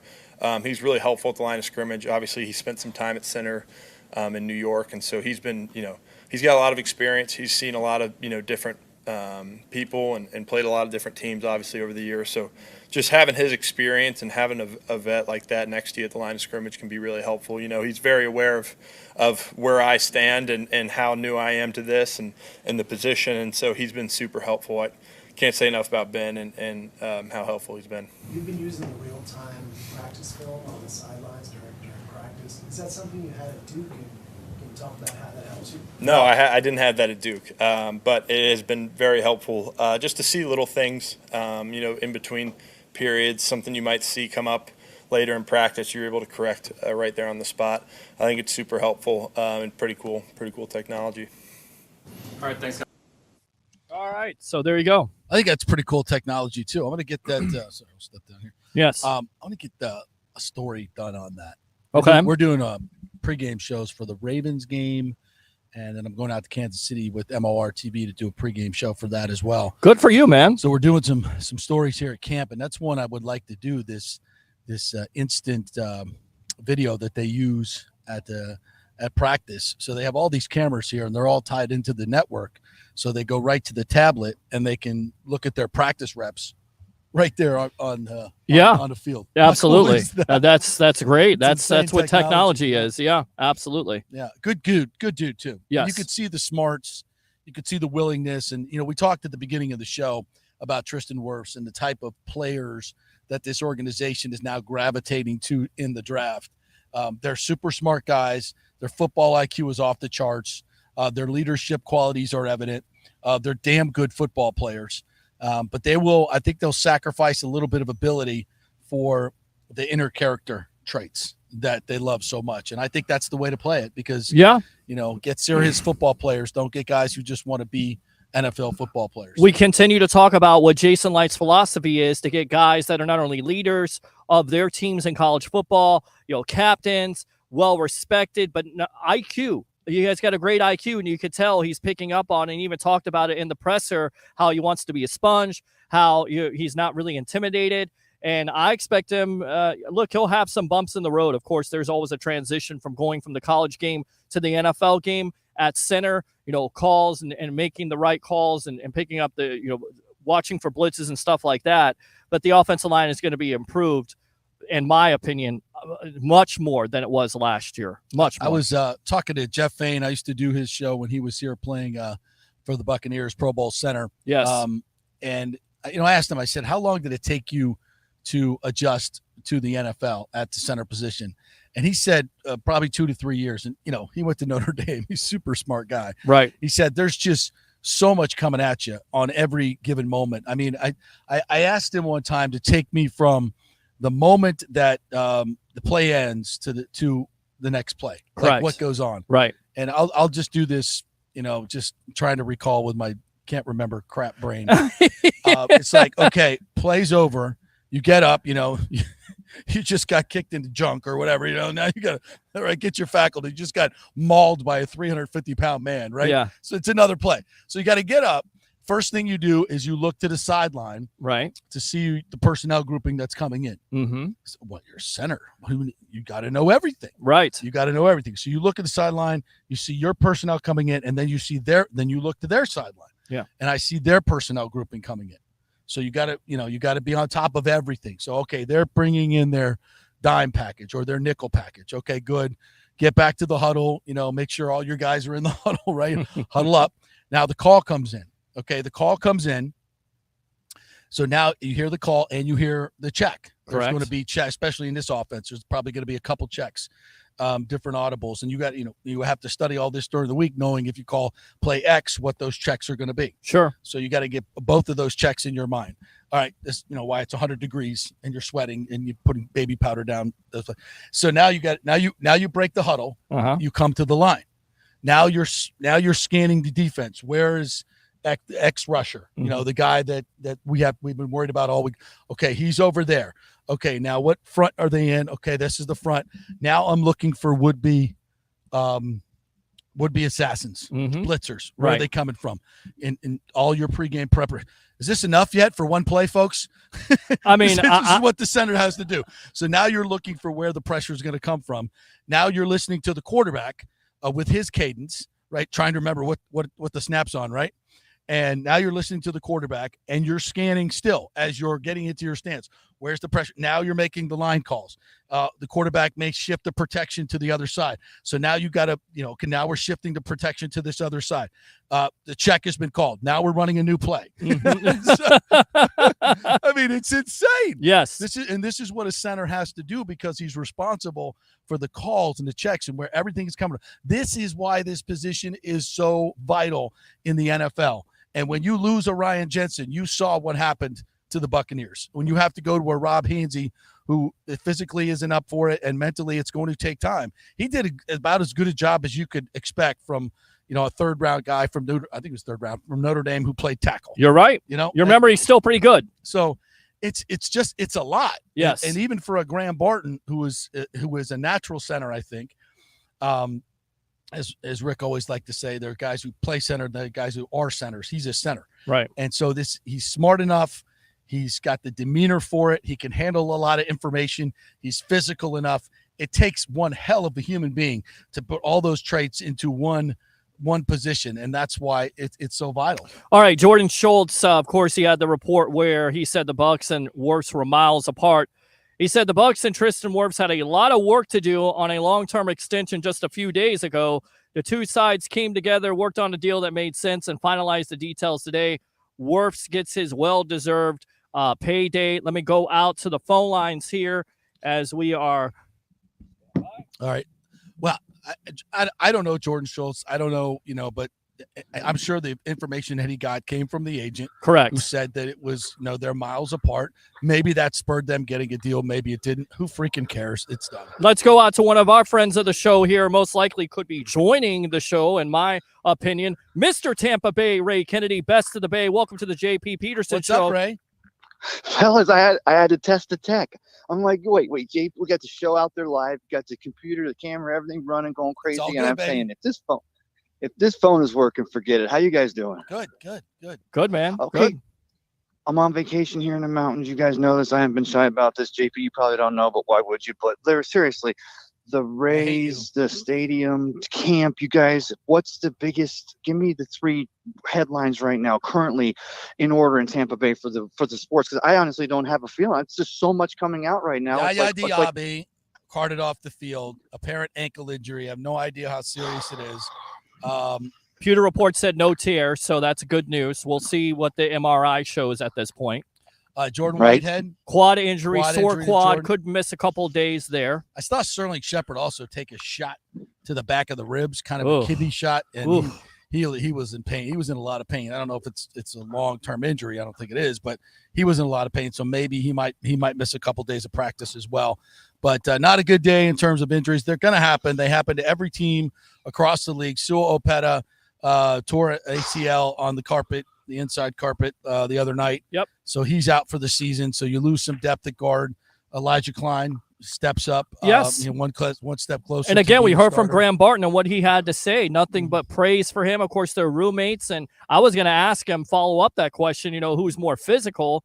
Don't lie about it, because I think everybody anticipates that Barton is. But from what you hear from the scouting reports on Klein, he eats glass like Luke Edeke, tough guy. I mean, that Try again. steak. Yes, try Much steak. tastier than glass. Yes.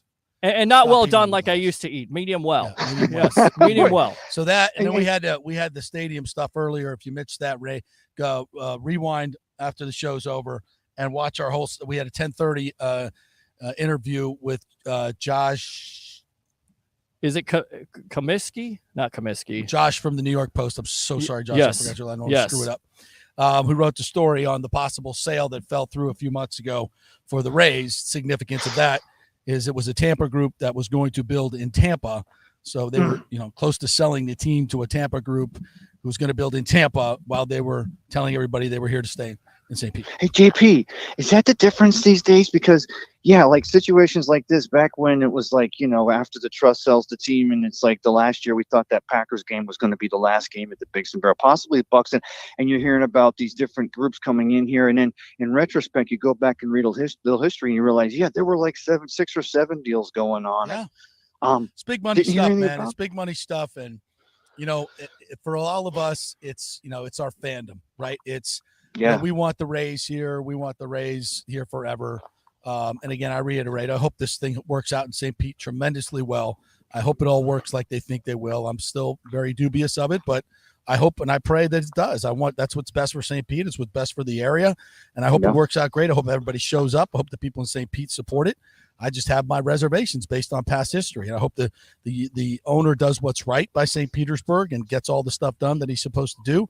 Again, history tells us that might not be the case. So, JP, I've see. heard, I'm sorry to cut you off, brother. I've heard same 30-year deal locked in, forget regardless about whether Stu makes the big hit and then sells the team in 5 years, because they're still increasing in value, $1.5 billion on paper. And that's not even taking into account the real estate dealings going on. Right. Is there a team lock? Is there a lock in? Because Peter, I talked to you about this the other night. We don't know. Has there ever been talk about what would the penalty each year early be, and what is that year if this team leaves that they'd be penalized? I don't know. I haven't heard anything about that either. Nothing. So nothing has been mentioned. It was not in the deal originally, and so when the city council went through, which is crazy, right? Like the original deal did not have a promise of a lock-in for 30 years. Like, why would you even draw up an agreement and try to slide it through without an absolute ironclad deal that they could not leave? So right, they did that later, right? They did that later when which is insane. The city council had to say, "Excuse me, can we and I don't." You want a guarantee that we'll be here if you spend $2.4 billion of public money. Let's get married. Oh, yeah. Let's get married Okay. for better Yeah, or for we'll do worse. that. We're together So I forever. think, they said that they put it in there. I haven't seen it in the writing. And again, I haven't looked at the whole contract recently. So it would the first contract did not have it in it, but the amended contract reportedly reportedly has it in there. So, and Well, I'm not a you know- lawyer, and even if I read it, I don't know if there's loopholes in it or not. I'd have to get a lawyer to look at it. Well, to close out the stadium talk, because I want to first of all thank you guys for being down there at camp for me. Because even though I'm up here in the mountains, it feels like I'm there. It feels like I'm close enough. No, it doesn't. But No, it doesn't. Because I know I'm not sweating, you're guys. an effing I'm not liar sweating. because I have friends up there and it's 65 degrees. Oh. And it ain't It's a little- 65 I gotta- degrees here, Ray. So you I don't got know a what it hoodie feels on. like. So screw you. Yeah, screw I'm you, gonna Ray. I'm gonna wrap it back to Tristan to the team. Let me do this, Peter, because sometimes I get lucky. And again, thanks, guys. With the Yaya and the injuries and the stuff, and then we think about Jensen and 3 years ago, but doesn't that also go to the other end of the extreme, as to the culture that this Buccaneers locker room has? That even though Tristan wasn't going full force in 11-on-11, he was still at camp before the contract gets done. And man, isn't it great that it did get done? It's done, brother. That's done. And Tristan Wirfs is here to stay. That I can tell you unequivocally. And was there any doubt 'Cause I ever, trust Ray? this organization. That's right. And they're not Thank you. selling or trading or doing anything. He's here to stay. That I can put in stone tablets. Yes. Chisel it, baby. Yes. And Tristan Wirfs ain't going anywhere. You better get your the St. Pete thing. Yeah. That'd be papyrus with an eraser and a pencil. You better get your ass back to the Bay Area here, because we definitely need your help when it comes to setting up this shot. All right, we got to take a break. Yes. We got Chris Lugo coming up from Bay Area Modern Medical Center. If you have any questions about nutrition, working out, testosterone, hormone therapy, immune system, anything like that, put them in the comments and we'll hit the doc with the questions when we come back. We're brought to you by Third Generation Plumbing. My great friend John Rodriguez over there has owned that business since 1995. They do great business because of word of mouth. They don't even need this advertising, but they love us. It's because of word of mouth. They do great work. They're honest. They're trustworthy. So if you have an emergency, plumbing or AC, you know who to call, thirdgenerationplumbing.com, and they do AC. So go to their website, thirdgenerationplumbing.com, get their information, call them, emergency situation. They'll come out, and they'll do you right. If they don't, you call me and let me know, and he'll make it right. Back in 3.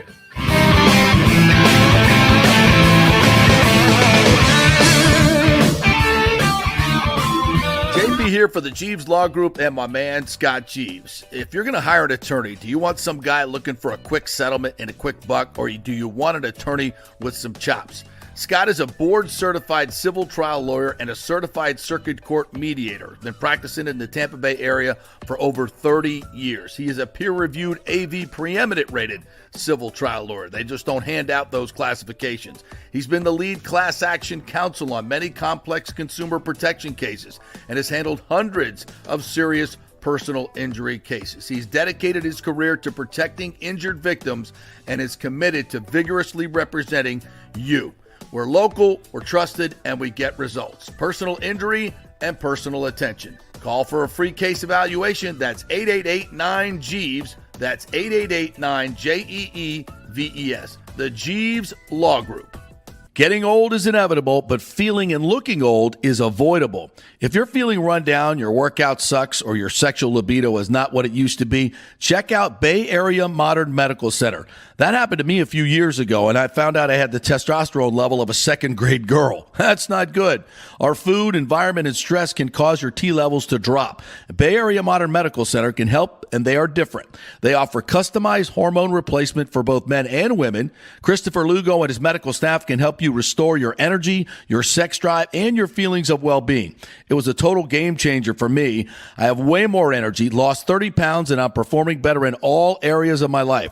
Nobody wants to talk about sexual health, but it's key to a balanced life. We offer discreet treatments with real-world results. So if you're suffering from a lack of interest in sex, ED, or lack of sexual stamina, Dr. Lugo and his staff can help. Take your health care to the next level at Bay Area Modern Medical Center, 844-977-3477 or BAMMC.com. JP here to ask the question, are you planning an event, meeting, or conference? If so, you'll want to call the designers and production professionals at Extravaganza Productions Incorporated. With over 35 years of experience in the events industry, designing and producing every type of small to large event, they can provide a huge resource for design ideas, audio, visual, sound, lighting, decor, and entertainment to turn your event into an incredible experience for the entire audience. Folks, I've worked up close and personal with this group at many national events and Tampa events, and they have unique capabilities that help you save time and money in the planning and execution of your next event. Don't delay. Call these pros today at 813-621-4700 or check out their website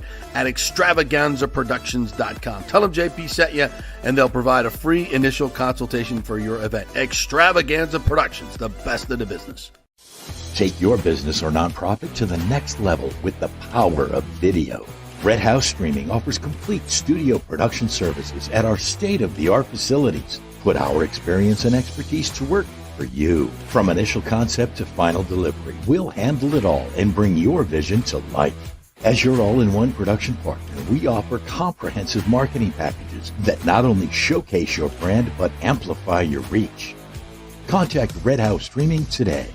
Hey, if you love golf and the new Top Tracer virtual golf experiences that have taken the golf world by storm, well, you're going to love the new Top Tracer range at Rogers Park in Tampa. It combines the fun of competing virtually on the world's greatest courses like Pebble Beach or St. Andrews with an outdoor range experience to track your ball, not just hitting it to that net. I love it. They have great brand new spacious covered bays, huge fans blowing down. It's very enjoyable even when it's hot. So grab your golf buddies. Great price, $25 an hour up to $45 at peak times. Balls are included, and you can also play the new short course for just $9. It's all at rogersparkgolf.net. To reserve a bay, go to rogersparkgolf.net. I'll see you there. Let's go. Right now, back to the show on FanStream Sports. All right, welcome back to the JP Peterson Show as we continue here from. Well, actually, we got some cloud cover here. Oh, it's Bucs nice. That's so Thank nice. God. Thank you. Yes. So I think on Monday we'll get the shade thing out here. Yeah. We're not, the trees would have been nice, but we'll bring the artificial shade next time. So. Yes, I agree with you on that. So I'm not getting nauseous at the end of the show from being out in the sun for the entire morning. So to that end, let's welcome in our good friend Chris Lugo from Bay Area Modern Medical Center from the cool confines of his office. What's up, partner? How are you? How's it going, guys? It's hot. Going good. It's really, really hot out here, and we're looking forward to talking to you, getting as many fluids as possible. JP has turned me on to the vitamin water pomegranate, which is absolutely freaking amazing. So yeah, they have it, in the little fountain style. So I'm like, okay, I'll take some of that pomegranate. How do you feel about the vitamin water? Too much sugar? What do you think? How about those Bucs? Bucs are good. Bucs are great. Training camp is good. Look, I'm a big proponent of water. Had this discussion last night with a client about water and Hydration Hero and IV hydration and Drip Drop and all those ones out there. Like, they serve a purpose in some things, like what you guys are doing now. If you're out there all day long, yeah, get some electrolytes in you. Otherwise, just eat and drink some water. You should be good to go. And eating like bananas, strawberries? No, real food. Real food. Come on, give me some real food. I had a bacon, egg, and cheese croissant this morning with some coffee. How about that? There you go. This morning. So, yeah. Well, Ashley made me a wonderful shaved turkey with eggs on whole wheat bread with a little bit of honey mustard on it this morning. How about that? With a little accoutrement. Like how about that? Yeah. How about that? And a nice iced coffee for the road. I mean, that's just that's just the kind of. Hopefully not full of sugar, right? A little bit of creamer. A little bit of creamer to give it some taste. Creamer, okay. A little bit of creamer to give it some taste, but fantastic. So thank you. Acidity. Yeah. All right. So you want to take some questions and comments from the audience? I would love to. Yeah, I want to hear what everyone else has to say. They're tired of talking to me about subjects. I want to hear what they have to ask. What questions they got? You got any questions for me about the Bucs? No. Who tore their quad? I didn't hear that. Jordan Whitehead sore quad. Injured his quad. Yeah, didn't we don't have it torn yet. How Doc? How long can that be lingering as an injury for, especially for a guy like Whitehead, who has to have that power in his legs? How long can an injury like that, a sore quad, linger? Well, you got to define what the word sore means, right? So, is it just a bruise? Is it a hematoma? That are fancy words. Which is just a bad bruise on it, or is there actually structural damage? Did a ligament tear? Did a tendon tear? Did the muscle tear? How bad did it tear? Quads are notoriously more easy to come back online versus that posterior chain, that hamstring area that everybody talks about. Those are the lingering ones that'll nag you year after year after year. So Yaya Diaby injured his ankle, was carted off today. X-rays are negative. So that's good, but we don't know if it's high ankle sprain. Those high ankle sprains are sometimes worse than breaks, right? Because the ligaments get stretched, and it's especially for a football player with a huge upper body, it really counts on, turning the corner as an edge rusher. An ankle or knee injury, that's going to be devastating and probably linger for a while. Well, don't you think? You hear a lot of athletes saying, I'd rather have fractured my ankle than actually get a high ankle sprain. The word sprain is so delicate and so fluffy and so pretty. It's a sprain. It's not a big deal. Just a sprain means you tore the ligament. All right. So that's a big ordeal. That's harder to actually get that thing because it doesn't have a lot of vascular flow to it. Harder to get that thing to get repaired. Yes. So yeah, they got some magic. Isolate it, let it get set, let it scar down again. Should be good to go. But those are not always the best. So yeah, when you see those negative films, you're like, oh, hell, did the ligament go with this? Like, how bad is it? Can we get an ultrasound? Do we need an MRI to see what the tear looks like? Doc, why did Sua Opeta, he tore his ACL the other night, but it looked like he walked off on his own power. Some of the athletes have been able to walk off on their own power. Why is it so tough to diagnose that? Because it looks like they're fine, and then, of course, you find out a couple days later they tore their ACL. So the knee is it's one of the more complex, but it's got so many different attachments going to it, both on the front of the knee, the sides of the knee, the back of the knee. There's so many attachments there. That ACL is on the inside, where the PCL and the ACL, the posterior cruciate ligament, and the anterior cruciate ligament crisscross. So when you break that anterior cruciate ligament, tear it, if it's a partial tear versus a complete tear, you still got other attachments going on. So you got those nerves going, hey, something's wrong here. You got some inflammation happening. For some people, it's like, hey, it's torn. I got a guy who wanted to get his MRI to see if he could go skiing this past year. He still had an ACL that tore, but it didn't stop him from skiing last year. You're like, whoa, how is that? You don't always need that. But as a high-level athlete, he's going to need both of those things going on, not a common Joe like me and you, which could go skiing and have some issues, but still be able to perform. He needs both of those things to perform at a high level. All right, let's go out to Christopher Cole here. He says, I've had lingering COVID issues the past 4 weeks. What do I need to do for it now? Long COVID. Great question. So COVID right now is a cold to me. Had it about 8 weeks ago, whenever it was. It's just a common cold at this point in time. You got to get on those vitamins. When I talk about vitamins, people kind of like, oh, vitamins. Poo. It's actually really important. The vitamin D, the vitamin C, the zinc, you got to make sure you're taking the proper doses in order to help out get that fixed. So vitamin C, vitamin D, zinc, quercetin, echinacea, elderberry, those things will help get your immune system back up. You got to get the gut online. You got to make sure you don't have a lot of inflammation inside your gut. That will build your immune system. So cruciferous vegetables, fermented foods, probiotics, prebiotics, that all is going to help out. And then start slow again. Get in that zone 2 training. Just go for those 30 to 45-minute walks right now for 3 to 5 days a week. That will start getting everything up and running. But it might linger with you for a little bit more. Do you need ivermectin? That's probably the magic word he might be fishing for. I could take a plus or minus right now with ivermectin, hydroxyquinoline right now. I don't think they're that important as they were 4 years ago.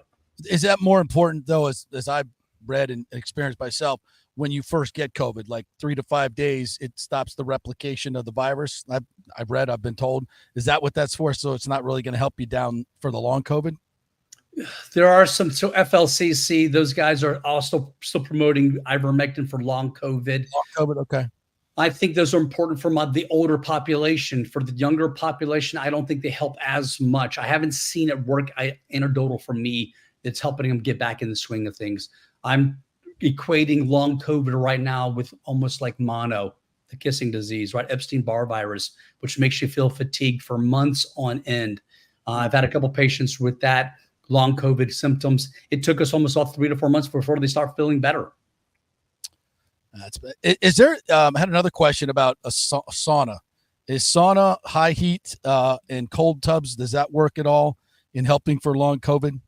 I definitely think I would add it in as my repertoire, doing some cold plunging, doing some sauna work, that 170 plus 170 to 200 degrees Fahrenheit. Doing that for roughly 20 minutes or so in there. That's going to get your heat shock protein. That's the keyword a lot of people talk about, heat shock proteins to help out. Will definitely help benefit you. Somebody had a question about testosterone. Tampa Bay Ray Kennedy saying, the importance of testosterone. Got to keep the engine tuned up for testosterone. Why is it so important for males over 40, 45 to get their testosterone looked at? We talked about it. We had a consultation. You answered every question. I answered a lot of questions. I'm a pain in the ass when it comes to, asking questions too well. Why is it so important for a male to get their testosterone looked at? Not just males, also for females, just as important for females. I've got a lot of ladies on TRT right now, but remember, T is not about numbers. It's about symptoms, mood, cognitive function, lean muscle mass. We all know it. It's been the latest craze on all the social media, and people talk about lean muscle mass. Finally, this is getting some headway with people. Lean muscle mass is longevity. Do you want to look like that lady that you saw in the grocery store at Walmart on the scooter, 60, 80, 100 pounds overweight, or do you want to be a vibrant adult? Testosterone is part of that key. Jeff Bezos, he's on a lot of stuff right now. He looks great. He's got a new girlfriend. Well, she's not new, but she's been with him. But he's still putting time in the gym. Just because you're on, quote unquote, gear, people like to call it, TRT, steroids, it's all the same stuff. I disagree with JFK. He did call it steroids. He calls it TRT. It's all the same stuff, whether you're doing it with my surveillance or with somebody else's versus you're doing it on your own. But TRT is going to help with that lean muscle mass, help with cognitive function also. That's why it's key as we get older, as Homo sapiens, better living through modern chemistry, but do it safely. You don't mean you be doing 300, 500, 800 milligrams a week of that stuff. That's exorbitant. All right, got one more for you from one of my drunk friends. Nice. I'm thinking about going total alcohol abstinence. Abstinence, yes. Abstinence, yes. You spelled that wrong. Not absent. I don't believe him. But B, talk a little bit about moderation here, because so many guys, especially in my generation, it's just part of the culture. You go out and you drink and you drink and you drink. How damaging is that? And is, cutting it back to 1 or 2 times a week, how beneficial can that be? 128.2% beneficial. Love it. Moderation is the key, but if you want to abstain completely. I love it. I've got a couple ex-alcoholics in my practice who will tell you they've never felt more better in their life than stopping drinking. They felt better than they were when they were teenagers playing football or baseball, whatever it be. So for me, I'm a one and done kind of guy. I'll be social. I have a cocktail with you, except for tonight because I got an appointment tomorrow. But I'm going to be social with you. But I don't need to drink 3, 4, 5, and it's not beneficial to me. As you get older, you start making less alcohol dehydrogenase. That's the enzyme that helps break down ethyl alcohol. So you get older, it's going to affect you more. So the more you can cut back, the more you're going to lose weight, fat, that visceral fat, that fat you can't pinch an inch, but you see on the belly, that beer gut, we would call it. You're going to lose that. You're going to have more energy from not drinking also. So I kudos to him. If he can do it, I would love it. If he wants my help, I'll be happy to help him out. But it's going to be key to slowing down drinking as you get older. It's going to benefit you in all aspects. One of the reasons after a night out myself, yes, I'm just trash for like 2 days now. It's just I can't recover like I used to recover. The liver's it's not worth it to me. I'll be honest with you. I'm gonna function the next day. Time is precious as we're getting older, and now you got 2 days of recovery. Like it's August 1st. 2024 is flying by already. Those 2 days to me are precious. Yeah. All right, Chris, tell everybody how they can get in touch with you if they want your great expertise so you can surveil them. I love that word. You're surveil them, their testosterone. BAMMC, Bravo, Alpha, Mike, Charlie.com. You can book an appointment right there from the website. Easy peasy. Well done, military fashion. Appreciate it. All right, thanks, Chris. We'll talk to you next. Thanks. Great, Chris Lugo there, Bay Area Modern Medical Yes. Center. Two very happy patients right here. Absolutely. 61 years old. You look great, bud. You look great. You're in great shape. You stayed out here Doing today. all right. We had water. We roasted made in it. the sun, but we made it. We did it. A little nauseous, getting dizzy, but we're good. Yeah. Hey, thank you, Peter. Good job setting up, Yes, my man. absolutely. And we'll be back on Monday or tomorrow, Friday, Monday, and Tuesday. We'll be out here doing the same thing. Get your first reacts from Bucs camp, all the latest news. We got it right here for you. Stuff you won't see other places. That's for damn sure. Thanks to all our guests today. Thanks for you guys commenting as well. If you missed anything, don't forget, always available as a podcast, Apple, Spotify, wherever your podcasts are. Please like and subscribe there. Like and subscribe to our YouTube page. We need more subscribers. Please go on there and just like and subscribe. Tell all your friends. Best Bucs coverage right here each and every day. We'll see you tomorrow live from Bucs Camp.